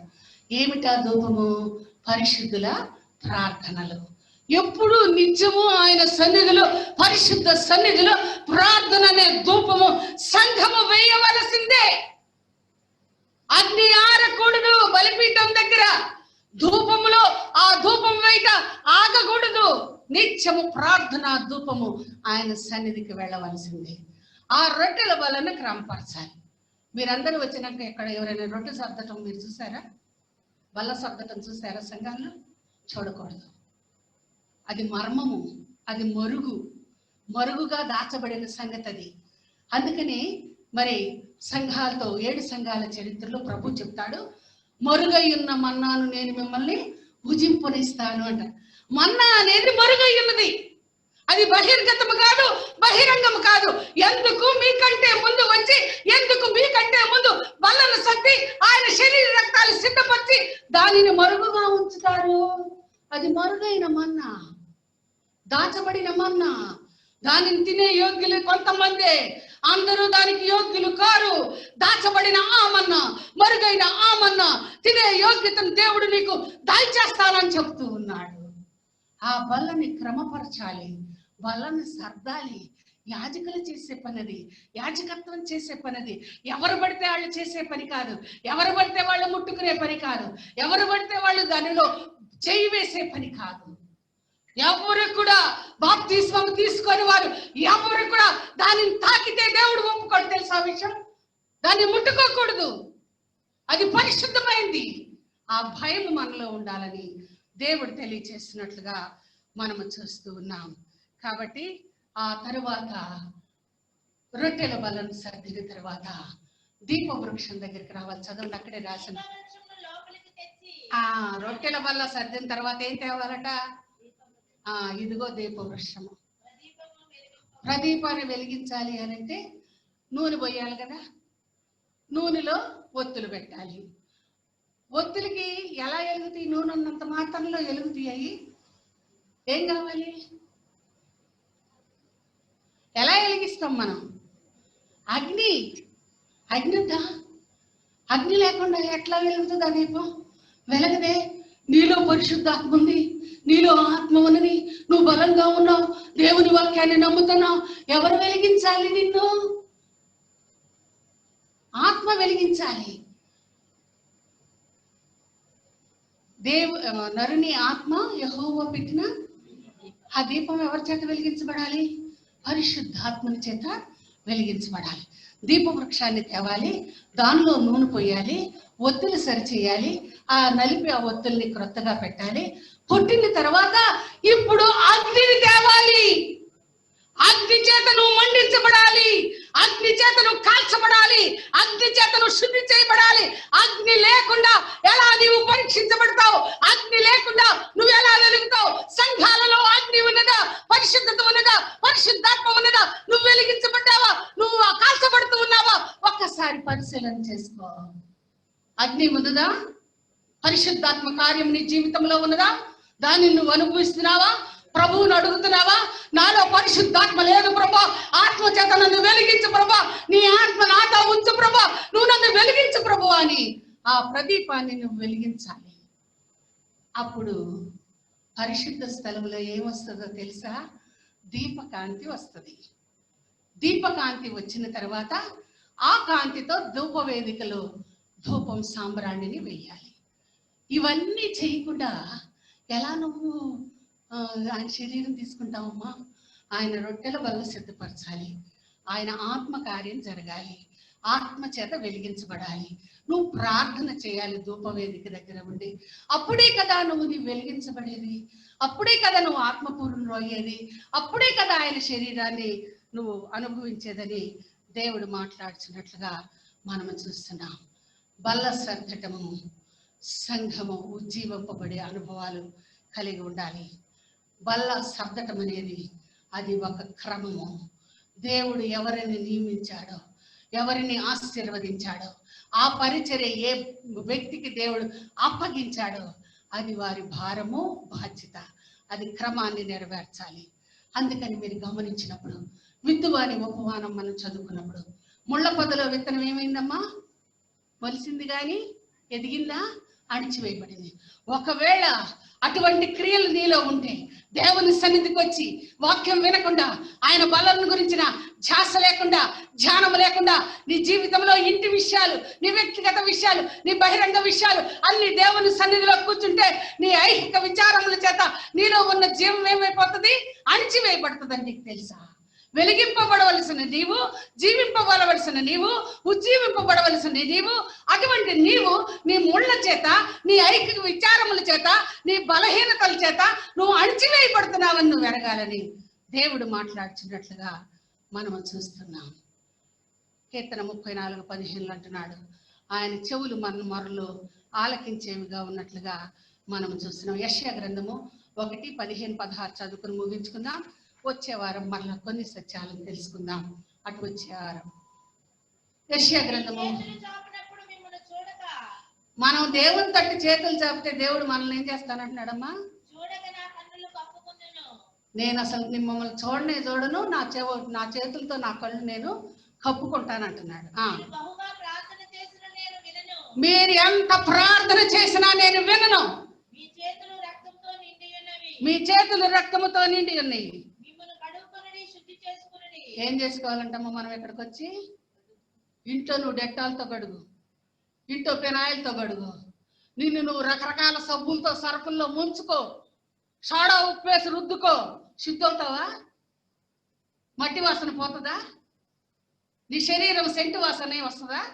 రాదే. ఎంత శుద్ధి చేసినా, ఏం చేసినా ఆ చెమట వాసనే వస్తుంది. సుగంధ ద్రవ్యాలు ఎన్ని రాసినా ఆ వాసన కాసేపే ఉంటుంది. నీలో రావాల్సిన వాసన మట్టి వాసనే. సబ్బు రాసి స్నానం చేసిన తర్వాత నీ చర్మాన్ని రుద్దుకుంటే సబ్బు వస్తుందా? మట్టి వస్తుందా? మట్టే వస్తుంది. తెలుసా సత్యం? నీ హృదయ క్షేత్రము శుద్ధి కాకపోతే ఎలా దేవుని సన్నిధిలో ఉంటావు నువ్వు? అసలు శుద్ధి చేయబడిన అనుభవం లేకపోతే, అందుకే దేవుడు మీ ప్రార్థన వినను, మీరు చేతులు ఎత్తి చూడను, ఏమీ నేను వినను, ముందుగా మీరు శుద్ధి చేసుకోండి అంటున్నాడు. ఎక్కడ శుద్ధి అవుతాం మనం? దేవుని వాక్యం చేత మనల్ని మనము శుద్ధి చేసుకోవాలి. అందుకనే బలం సమీపించే క్రమం ఏంటంటే దేవుని సన్నిధికి రావాలి. ప్రారంభ ప్రార్థనలోనే మనం ఉండాలి. తర్వాత పాటలు పాడాలి, ఉత్తర ప్రత్యుత్తరం చదవాలి, వాక్య భాగాన్ని చదవాలి, వాక్య భాగమైనాక వాక్యం వినాలి. వాక్యం విన్న తర్వాత మనల్ని మన హృదయ క్షేత్రాలని దున్నుకున్న తర్వాత, నీ హృదయము దున్నబడిన తర్వాత, అప్పుడు దేవుని పరిశుద్ధాత్మనే వర్షము నీ హృదయంలో కృమ్మరించబడిన తర్వాత, నీ హృదయ క్షేత్రం సిద్ధమైన తర్వాత, దేవుని వాక్యము చేత నువ్వు పట్టబడిన తర్వాత ఆయన బలంలో నువ్వు ప్రవేశించాలి. ఆ రొట్టె దగ్గర పరిగెత్తుకొచ్చి అది తింటే చాలే అని అది చాలా తప్పు అసలు కదా. అది కాకతాళీయంగా తీసుకునేది కాదండి. చాలా జాగ్రత్తగా దానిని అంగీకరించాలి. దాన్ని పట్టుకోవటానికి కూడా మనకి యోగ్యత లేదండి. అయోగ్యులము, యోగ్యత లేదు. అయినా కూడా ఆయన కృపను బట్టి, ఆయన కనికరాన్ని బట్టి ఆయన శరీరాన్ని మనం తీసుకుంటున్నాం. కాబట్టి నీ మీద ఇప్పుడు పరిశుద్ధాత్మ వర్షము కురంభరించబడాలి. ఇప్పుడు నీ హృదయము శుద్ధి చేయబడింది. ఇప్పుడు నీ హృదయము ఆత్మచేత దున్నబడిన నీ శరీరము, శుద్ధి చేయబడిన నీ శరీరము ఆయన సన్నిధిలో ఉన్నది, పరిశుద్ధమైన సన్నిధిలో ఉన్నది. పరిశుద్ధాత్మ సహవాసంలో ఉన్నారు. పరిశుద్ధాత్మ చేత మీరు నింపబడ్డారు. పరిశుద్ధాత్మ చేత ఇక్కడ కృమ్మరించబడింది. పరిశుద్ధాత్మ అగ్ని చేత మనం కాల్చబడుతున్నాం, అగ్ని చేత శుద్ధి చేయబడుతున్నాం. ఎన్నో రోగాలు పోతాయి తెలుసా? పరిశుద్ధాత్మ అగ్ని నీలో నాలో ఉంటే నీలో ఉన్న ప్రతి ముస్తు బలహీనత కొట్టివేయబడుతుంది, తుట్టివేయబడుతుంది, శుద్ధి చేయబడుతుంది. ఎలా మనం శుద్ధులు అవుతాం? ఆయన ఆత్మ చేత నువ్వు శుద్ధి చేయబడాలి. కాబట్టి ప్రభువుని అడుగుదాం. ఆయన బలం సమీపిస్తానికి దేవుని వాక్యాన్ని మనం వినబోతున్నాం. ఆయన బల వాక్యాన్ని వింటున్నాం. కాపరి పిలుపుని వినబోతున్నాం.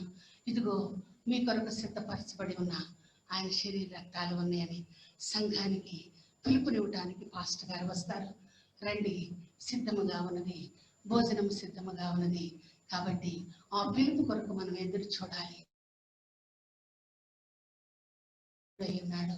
కేవలము ప్రభు పక్షాన పనిచేసేవారమే కానీ కార్యం అంతా కూడా ప్రభువే చేస్తాడండి. కాబట్టి పరిచారకులు వచ్చి మీకు రొట్టించిన, పరిశుద్ధులు వచ్చి మీకు రొట్టించిన, అందులో ప్రభు ఉన్నాడు. ప్రభు లేకుండా ఎవరు ఏమి చేయరు. ప్రభు పక్షంగా మేము పనిచేస్తాం, అంతేకాని ఆత్మ చేత అభిషేకించుమయా యేసయ్యా, అభిషేకించుమయా. ఆత్మతో, పరిశుద్ధాత్మతో, అభిషేక తైలముతో, ఆత్మతో, పరిశుద్ధాత్మతో, అభిషేక తైలముతో అభిషేకించుమయా యేసయ్యా, అభిషేకించుమయా. హల్లెలూయా.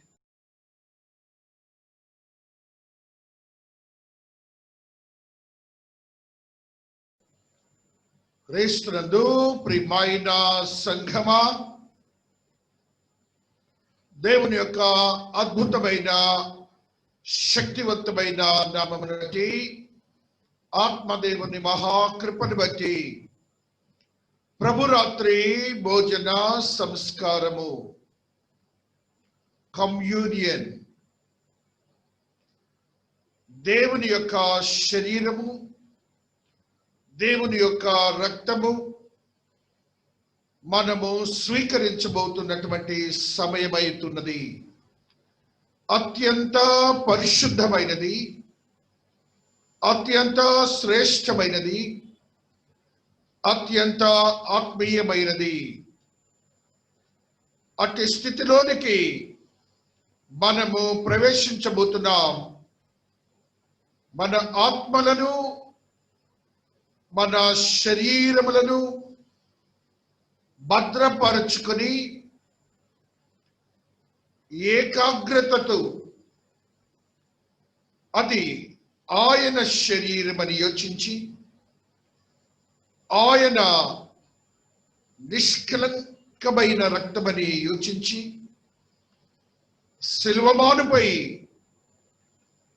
వ్రేలాడి ఆయన శరీరము నుండి అనేక ప్రాంతములలో నుంచి జాలువారిన పవిత్రమైన రక్తమని యోచించి, శిరస్సు మొదలుకొని పాదముల వరకు నీ కొరకు, నా కొరకు, నీ పరిశుద్ధత కొరకు, నా పరిశుద్ధత కొరకు ఆయన శరీర భాగములన్నిటిలో నుండి ఆయన రక్తమును ప్రోక్షించిన రక్తమని యోచించి, ఆత్మతో నింపబడిన వారమై ప్రార్థనతో ఆయన యొక్క ప్రభురాత్రి భోజన సంస్కారములోనికి మనము ప్రవేశించబోతున్నాం. దేవునికి ఒక పర్యాయము స్తోత్రాలు చెల్లించుకుంటున్నాం. హల్లెలూయా. ఆత్మదేవుని ఆత్మశక్తిని బట్టి as it is కొరింథీయులకు రాసిన పత్రిక 11వ అధ్యాయంలో ఉన్న సత్యాన్ని ఈ రీతిగా మనము చదువుకుంటూ వస్తున్నాం. 26వ వచన ప్రారంభము. మీరు ఈ రొట్టెను తిని పాత్రలోనిది తాగినప్పుడెల్లా ఈ పాత్రలోనిది త్రాగునప్పుడెల్లా ప్రభువు వచ్చు వరకు ఆయన మరణమును ప్రచురించుదురు. ప్రభువు వచ్చు వరకు ఆయన మరణమును ప్రచురించుదురు. కాబట్టి ఎవడు అయోగ్యముగా ప్రభు యొక్క రొట్టెను తినునో ఆ లేక ఆయన పాత్రలోని త్రాగునో త్రాగురు వాడు ప్రభు యొక్క శరీరమును గూర్చియు రక్తమును గూర్చియు అపరాధి అగును. శరీరమును గూర్చియు రక్తమును గూర్చియు అపరాధియగును. ఎవరి శరీరమును అది?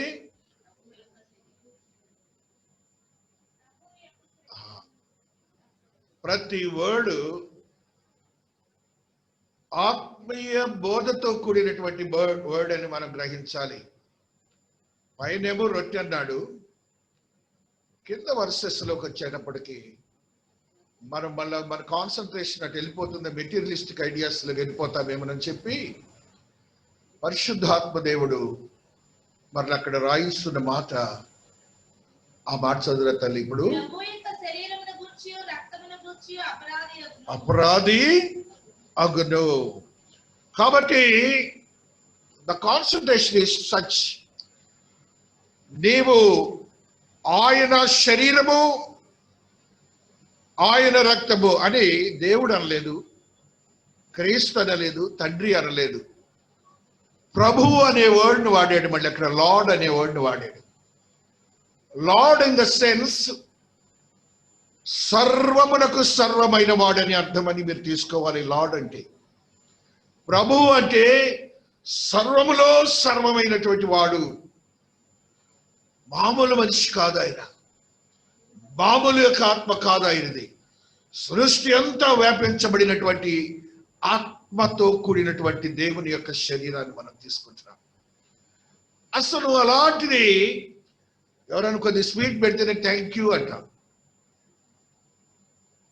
నీకు అసలు అర్హత లేని నీకు రక్షణ ఇవ్వటం మాత్రమే కాకుండా ప్రతినిత్యము నీ పాప ప్రక్షాళన కలగటానికి ఒక కారణభూతమైనటువంటి ఆయన శరీరము ఆయన రక్తము మన హస్తంలో వస్తున్నప్పుడు వణకాలి. అసలు మనం వణకాలి.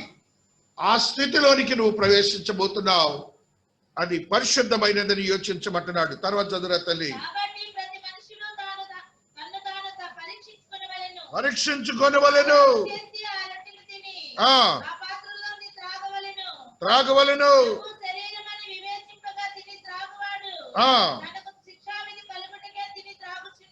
మరలా ప్రభు శరీరం అని వివేచింపక తాగిన వాడు అంటున్నాడు. ఎందుకు మల్టిపుల్ గా దేవుడు అది మనల్ని రిమైండ్ చేయాలి? మల్టిపుల్ గా ఒకదాని వెంట ఒకటి మరలా ఎందుకు చెప్తున్నారు పరిశుద్ధాత్మ దేవుడు?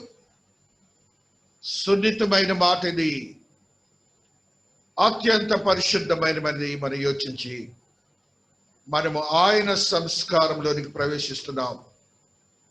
అనగా నీవు ఆయన దృష్టిలో ప్రత్యేకించబడిన వాడవు. దేవునికి స్తోత్రాలు చెప్పండి. నీవు ప్రత్యేకించబడిన వాడవు.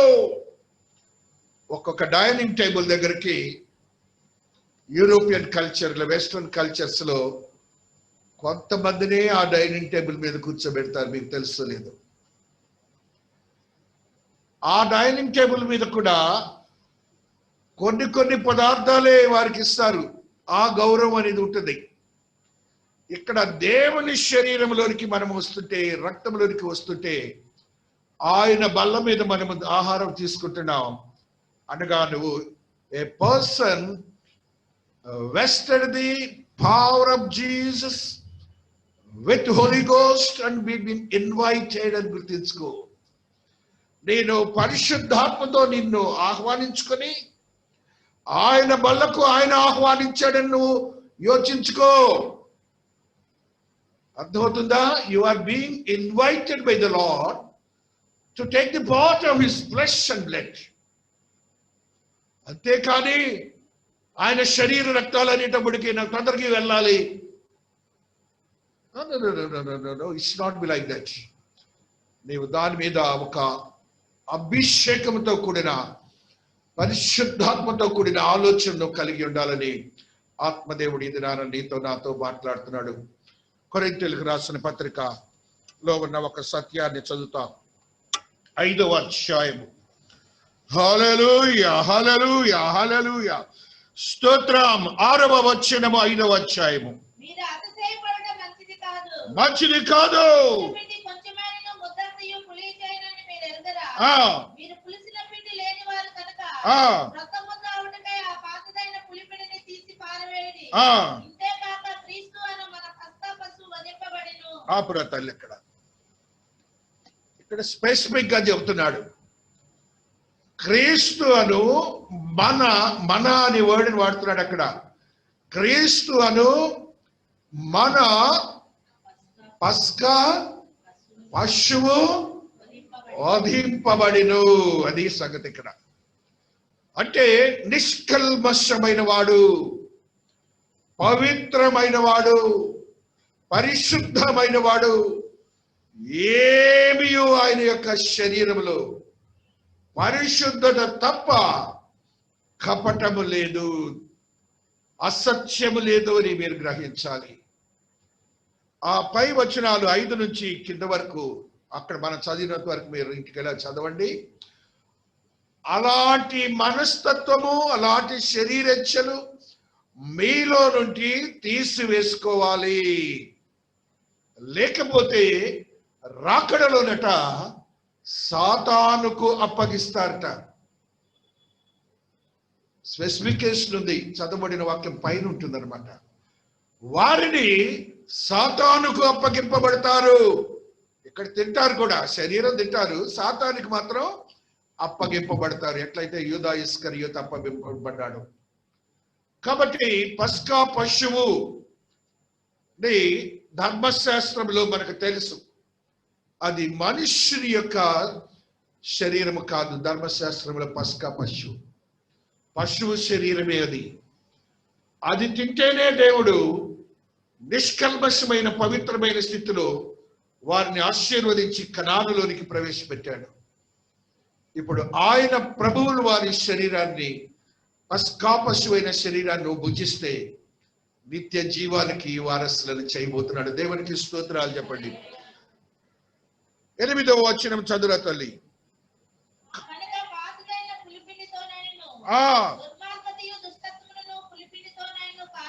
అక్కడ కాపురా. పాతదైన పులిపిండితోనైనను దుర్మార్గతయు దుష్టత్వములను పులిపిండితోనైనను.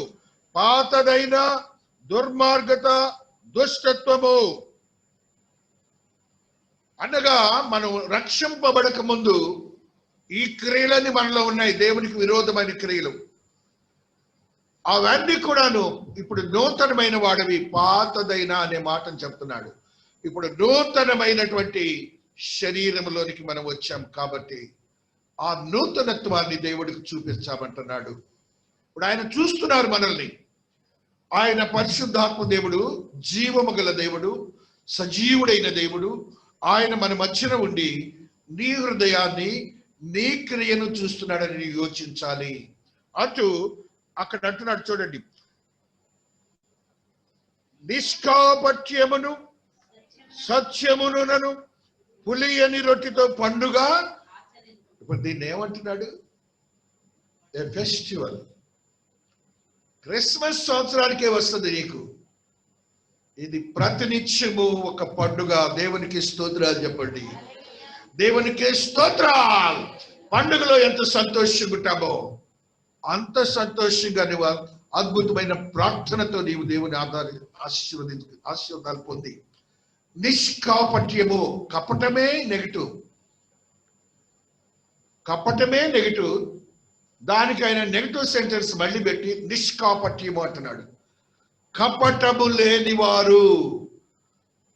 ఇది చాలా మన అందరి విషయంలో కూడా ఇది ప్రతినిత్యము మనలోనే ఉంటూనే ఉంటుంది. కపటం 420 బిజినెస్ అంటారు. IPC 420 business Indian penal code లో. ఆ కపటముతో కూడినటువంటి మనస్తత్వములు దేవుని యొద్ద ఉంచకండి. దేవుడు స్పెసిఫిక్ గా చెప్తున్నాడు. కనీసం బయట ఎలాగానే ఉండండి కానీ ఆయన దగ్గర మాత్రం కపటం చూపించద్దు. నెక్స్ట్ వర్డ్ ఏమన్నాడు అక్కడ? ఆ సత్యము. కపటము వెళ్ళిపోయింది అనుకో, ఏమైపోతావు నీవు? సత్యములోనికి ప్రవేశిస్తావు. It will be cleanse and you are turning it to the truth. ఇప్పుడు నువ్వేమవబోతున్నావంటే సత్యముగా మారబోతున్నావు. దేవునికి స్తోత్రాలు చెప్పండి. హల్లెలూయా. నేనే మార్గమును, నేనే సత్యమును, నేనే జీవమును అన్న దేవుడు ఆయన స్వారూప్యాన్ని నీకు ఇవ్వబోతున్నాడు. దేవునికి స్తోత్రాలు. సత్యము అనే ఆయన స్వారూప్యాన్ని నీవు ఇప్పుడు పొందబోతున్నావు. దేవునికి కృతజ్ఞతలు చెల్లించండి. ఒకసారి దేవుని చేతులెత్తి దేవునికి హల్లెలూయా. ఆయన స్వారూప్యాన్ని రేపు నీవు ఆ రీతిగా పొందటానికి యోగ్యకరమైనటువంటి పరిశుద్ధమైనటువంటి ఆయన ప్రభురాత్రి భోజన సంస్కారంలో మనం ప్రవేశిస్తున్నాం. ఆ రీతిగా ప్రార్థనలో కొనసాగుడి. దేవుని యొక్క శరీర రక్తములను మనము స్వీకరించబోతున్నాం. అత్యంత పరిశుద్ధతతో ఆయన ఆశీర్వాదాలు పొందటానికి మీ ఆత్మలను శరీరములను సిద్ధపరచుకొనండి.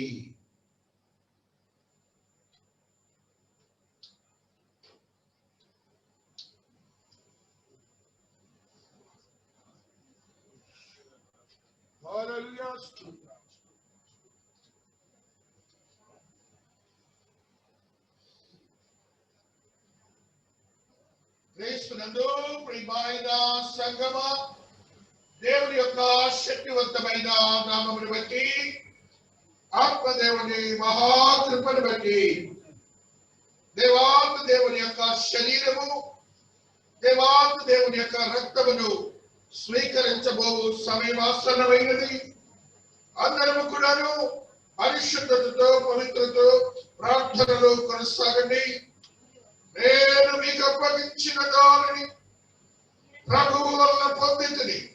ప్రభు అయిన యేసు తాను అప్పగింపబడిన రాత్రి ఒక రొట్టెను ఎత్తుకొని కృతజ్ఞతాస్తుతులు చెల్లించి దానిని విరచి, ఇది మీ కొరకైన నా శరీరం, నన్ను జ్ఞాపకము చేసుకొనుటకై దీనిని చేయుడని చెప్పెను.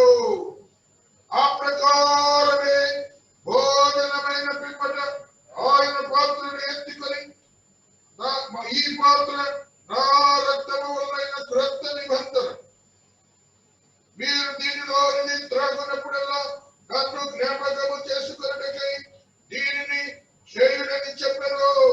అద్రీతిగా సంగమంతా ప్రార్థనలో కొనసాగుతుండగా ఆయన శరీర రక్తముల నిమిత్తము ఆశ్రమగారు మనను ప్రార్థనలో నడిపిస్తారు. కృపా సత్య సంపూర్ణ పరిశుద్ధ మీ పాదాలకు వందనాలు, స్తుతులు, స్తోత్రాలు చెల్లిస్తున్నాను తండ్రి. హల్లెలూయా. అయ్యా, ఈ దినం మీరు మాతో మాట్లాడిన ప్రతి సత్యాన్ని బట్టి కూడా వందనాలు. హల్లెలూయా. హల్లెలూయా. అయ్యా, ఇదిగో తండ్రి నాయనా, సిద్ధపరచబడిన ఈ విందు అయ్యా మేము ఆరాధించడానికి సిద్ధపడుతూ ఉండగా మమ్మల్ని మేము పరిశీలన చేసుకోవడానికి, అయ్యా మమ్మల్ని పరీక్షించుకోవడానికి మీరు మాకు ఇచ్చిన సమయాన్ని బట్టి వందనాలు. అయ్యా, దాన్ని మేము పుచ్చుకొని అయోగ్యంగా తినకుండా యోగ్యతను సంపాదించుకునే కృప దయచేయండి. అయ్యా, నీకు వందనాలు. అయ్యా, ఎంత అద్భుతమో తండ్రి. అయ్యా, నీ ప్రేమ ఎంత గొప్పదో ప్రభువా. నీ ప్రేమను బట్టి వందనాలు చెల్లిస్తున్నాను. ఆశీర్వదించినందుకు వందనాలు. ఆనాడు మీరు కృతజ్ఞతాస్తుతులు చెల్లించి ఆశీర్వదించారు ప్రభువా. ఆశీర్వచనపు పాత్రలోనిది ఆశీర్వదించబడిన రొట్టెల అయ్యా మేము స్వీకరిస్తూ ఉంటుండగా ప్రభువా, అయ్యా మమ్మల్ని మీరు ఆశీర్వదించినందుకు వందనాలు చెల్లించుకుంటున్నాను. ఆ శరీర రక్తాలని నాయన పరిశుద్ధముగా పరిశుద్ధ సంఘం ఆచరిస్తూ ఉండగా దీవించి బలపరచమని యేసునామములో బ్రతిమలాడుతున్నాను తండ్రి. ఆమేన్. ఆమేన్. తద్రీతిగా సంఘమంతా ప్రార్థనలో కొనసాగుచుండగా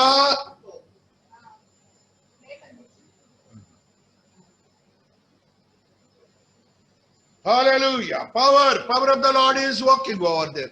Hallelujah. Stotram. Atmadeva. Stotram. Stotram.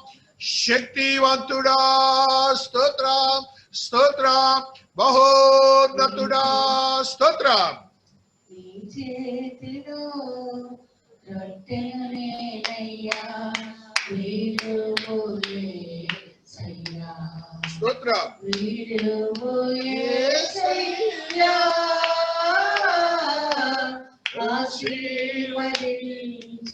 యేసయ్యా నీ చేతిలో రొట్టెను నేనయ్యా, తండ్రి ఇంటి నుండి పిలిచితివయ్యా ప్రభువును ఆశీర్వదించితివి.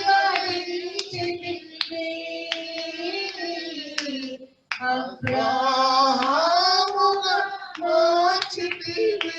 హల్లెలూయా. తండ్రి ఇంటి నుండి పిలిచితివయ్యా ప్రభువును ఆశీర్వదించితివి.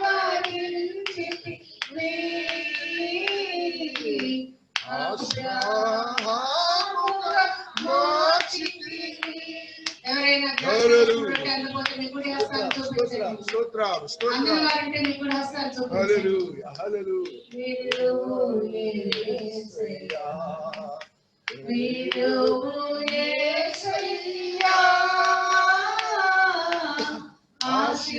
ఆశీర్వదించు యేసయ్యా నీ చేతిలో రొట్టెను నేనయ్యా, యాకోబును నీవు విరచితివి, ఆనాడు ఆశీర్వదించితివి.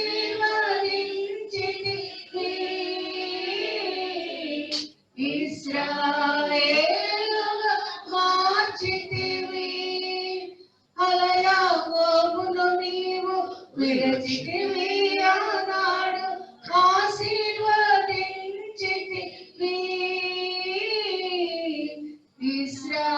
ఇశ్రాయేలుగా మార్చితివి. తద్రీతిగా సంగమంతా ప్రార్థనలో కొనసాగుచుండగా దేవాతి దేవుని యొక్క పవిత్రమైన శరీరము శిలువమానుపై వ్రేలాడి గాయపడి నీకును నాకును స్వస్థతను అనుగ్రహించిన శరీరము మన యొక్క కుడి హస్తములలో నిక్షేపమై ఉన్నదని యోచించి మనమందరమును ఏకరీతిగా ఆయన శరీరమును స్వీకరింతుము. ఆమేన్.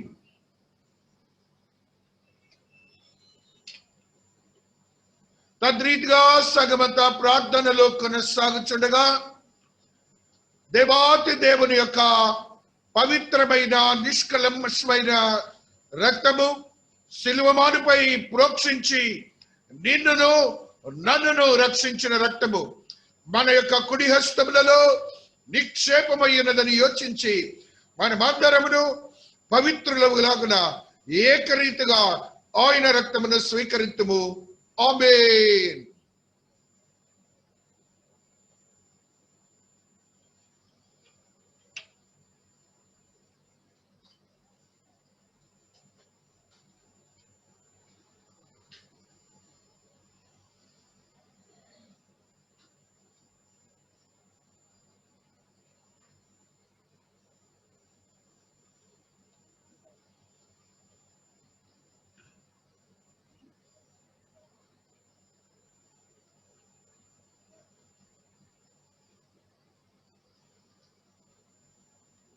ప్రార్థించుకొందము. నాతో ఏకీభవించండి. ఏకాత్మతో వినయ మనస్కులమై దేవాతి దేవుని ప్రార్థించినప్పుడు అద్భుతమైన ఆశ్చర్యమైన కార్యములు చేయగల దేవుడు మన దేవుడు. ఆయన నామము దేవునికి స్తోత్రాలు, దేవునికి స్తోత్రాలు, దేవునికి స్తోత్రాలు. హల్లెలూయా, హల్లెలూయా, హల్లెలూయా, హల్లెలూయా. శక్తివంతమైన దేవా, మీ పాద సన్నిధిలో ఉన్నాము తండ్రి. ఉదయకాల సమయం మొదలుకొని ఇప్పటి వరకు నాయనా మీ ఆత్మ తాకిడిని మాతో ఉంచినందుకు స్తోత్రాలు. మీ ఆత్మతోనైనా మమ్మలను దృష్టీకరించినందుకు కృతజ్ఞతలు చెల్లించుకుంటున్నాను తండ్రి. చేరి వచ్చిన ప్రతి బిడ్డను పేరు పేరున ఆశీర్వదించి కృపల్లో భద్రపరచబడును గాక. వారి వారి కుటుంబంలో ఉన్న ప్రతి బలహీన పరిస్థితులు యేసు నామములో విడుదల చేయబడును గాక. ఆత్మదేవుడు నాయన, ఆత్మతో శక్తివంతమైన కార్యములు జరిగించే దేవుడవు. అట్టి దేవుని సమక్షంలోనైనా సంఘమంతా కూడి ప్రణమిల్లుతున్నాము స్వామి. నా బిడ్డలను మీరు ఆశీర్వదించినందుకు స్తోత్రాలు. ప్రతి కుటుంబాన్ని మీ పాద సన్నిధిలో పెడుతున్నాను నాయన. ప్రతి కుటుంబాన్ని మీ పాద సన్నిధిలో పెడుతున్నాను నాయన. కుటుంబంలో ఉన్న ప్రతి చీకటి, అంధకార శక్తి, జటిలమైన సమస్యలు యేసు నామములో విడుదల చేయబడును గాక. కృపా సత్య సంపూర్ణైన దేవుడు నాయన, భర్తకును, భార్యకును, బిడ్డలకును, తల్లిదండ్రులకును శాంతిని, సమాధానాన్ని అనుగ్రహించండి నాయన. మీ కృపలో భద్రపరచండి నాయన. కుటుంబంలో ఉన్న సమస్యలు, ఆర్థిక సమస్యల నుంచి విడుదల చేయండి. స్వస్థతలో అనుగ్రహించండి నాయన. నైనా మీరు మాకు దేవుడని కుటుంబాల ద్వారా ఒక సాక్ష్యాన్ని ఇస్తున్నందుకు కృతజ్ఞతలు. యవనస్తులనైనా వారికి ఇచ్చిన జ్ఞానమును బట్టి స్తోత్రాలు, ఉద్యోగమును బట్టి స్తోత్రాలు, వివాహమును బట్టి స్తోత్రాలు, గర్భఫలమును బట్టి స్తోత్రాలు, అపవాదిని తరిమి వేసిన విధానాన్ని బట్టి కృతజ్ఞతలు చెల్లించుకుంటున్నాను స్వామి. ఆత్మతో నింపబడిన ప్రతి పరిస్థితి నా బిడ్డలో సిద్ధపరిచి స్థిరపరిచి క్రమపరచబడుగాక. గొప్ప దేవుడు, అద్భుతమైన దేవుడు, వాక్యముతో నైనా యవ్వనస్తులను నైనా పరిశుద్ధపరచండి. వారి ద్వారా సంఘములో ఒక సాక్ష్యం ఇవ్వండి నాయన.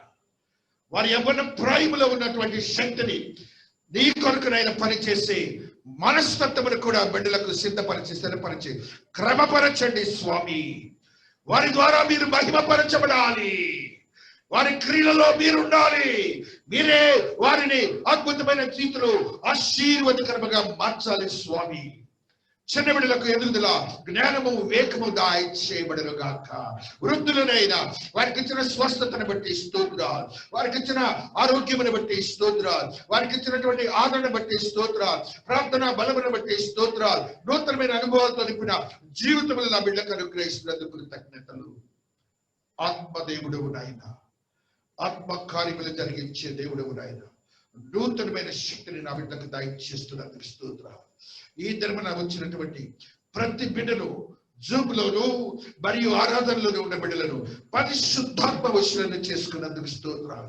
తద్రీతిగా వారి యొక్క జీవన క్రమంలో నిన్ను కలిగి జీవించే యోగ్యతలో భద్రపరిచినందుకు కూడా కృతజ్ఞతలు చెల్లించుకుంటున్నాను తండ్రి.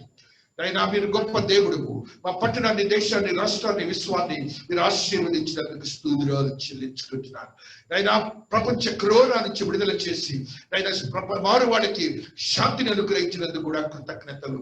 అయినా అధికారులకు, నిపుణులకు అయినా జ్ఞానము, వివేకము దయచేసి మంచి పరిపాలనా సౌలభ్యంలో సామాన్య మానవుని మొదలుకొని ధనికుని వరకు మీరు అనుగ్రహిస్తున్నందుకు స్తోత్రాలు. కృపా సత్య సంపూర్ణైన దేవుని మహోన్నతమైన కార్యములు జరిగిస్తున్నందుకు కృతజ్ఞతలు చెల్లించుకుంటున్నాను. బిడ్డలందరూ నాయన సిద్ధపడి వచ్చినారు. వారి కానుకలను మీరు స్వీకరించినందుకు కృతజ్ఞతలు చెల్లించుకుంటూ ఆది నుంచి అంత వరకు మీరే మహిమపరచబడిన విధానాన్ని బట్టి కృతజ్ఞతాభివందనాలు చెల్లించుకుంటూ ప్రభును తన కుమారుడైన యేసుక్రీస్తు పుణ్యనామమున బ్రతిమలాడి వేడుకొనుచున్నాం తండ్రి. ఆమేన్. పరలోకమందున్న మా తండ్రి, నీ చిత్తము పరలోకమందు నెరవేర్చినట్లు భూమి అంతా నెరవేరును గాక.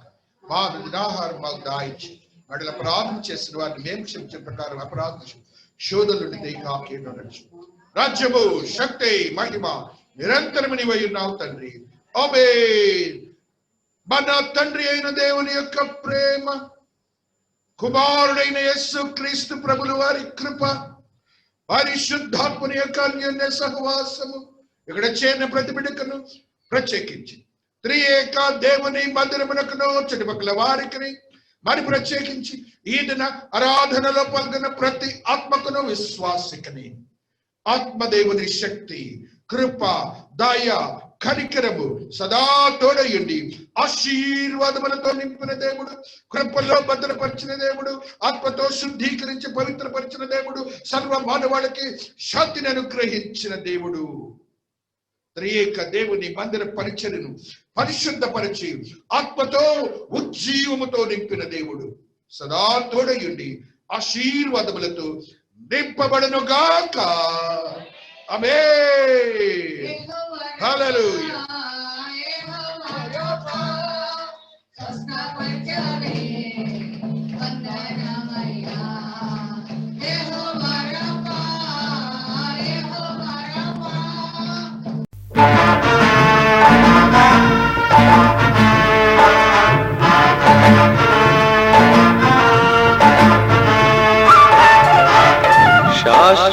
శాశ్వతమైనది నీవు నాయన చూపిన కృప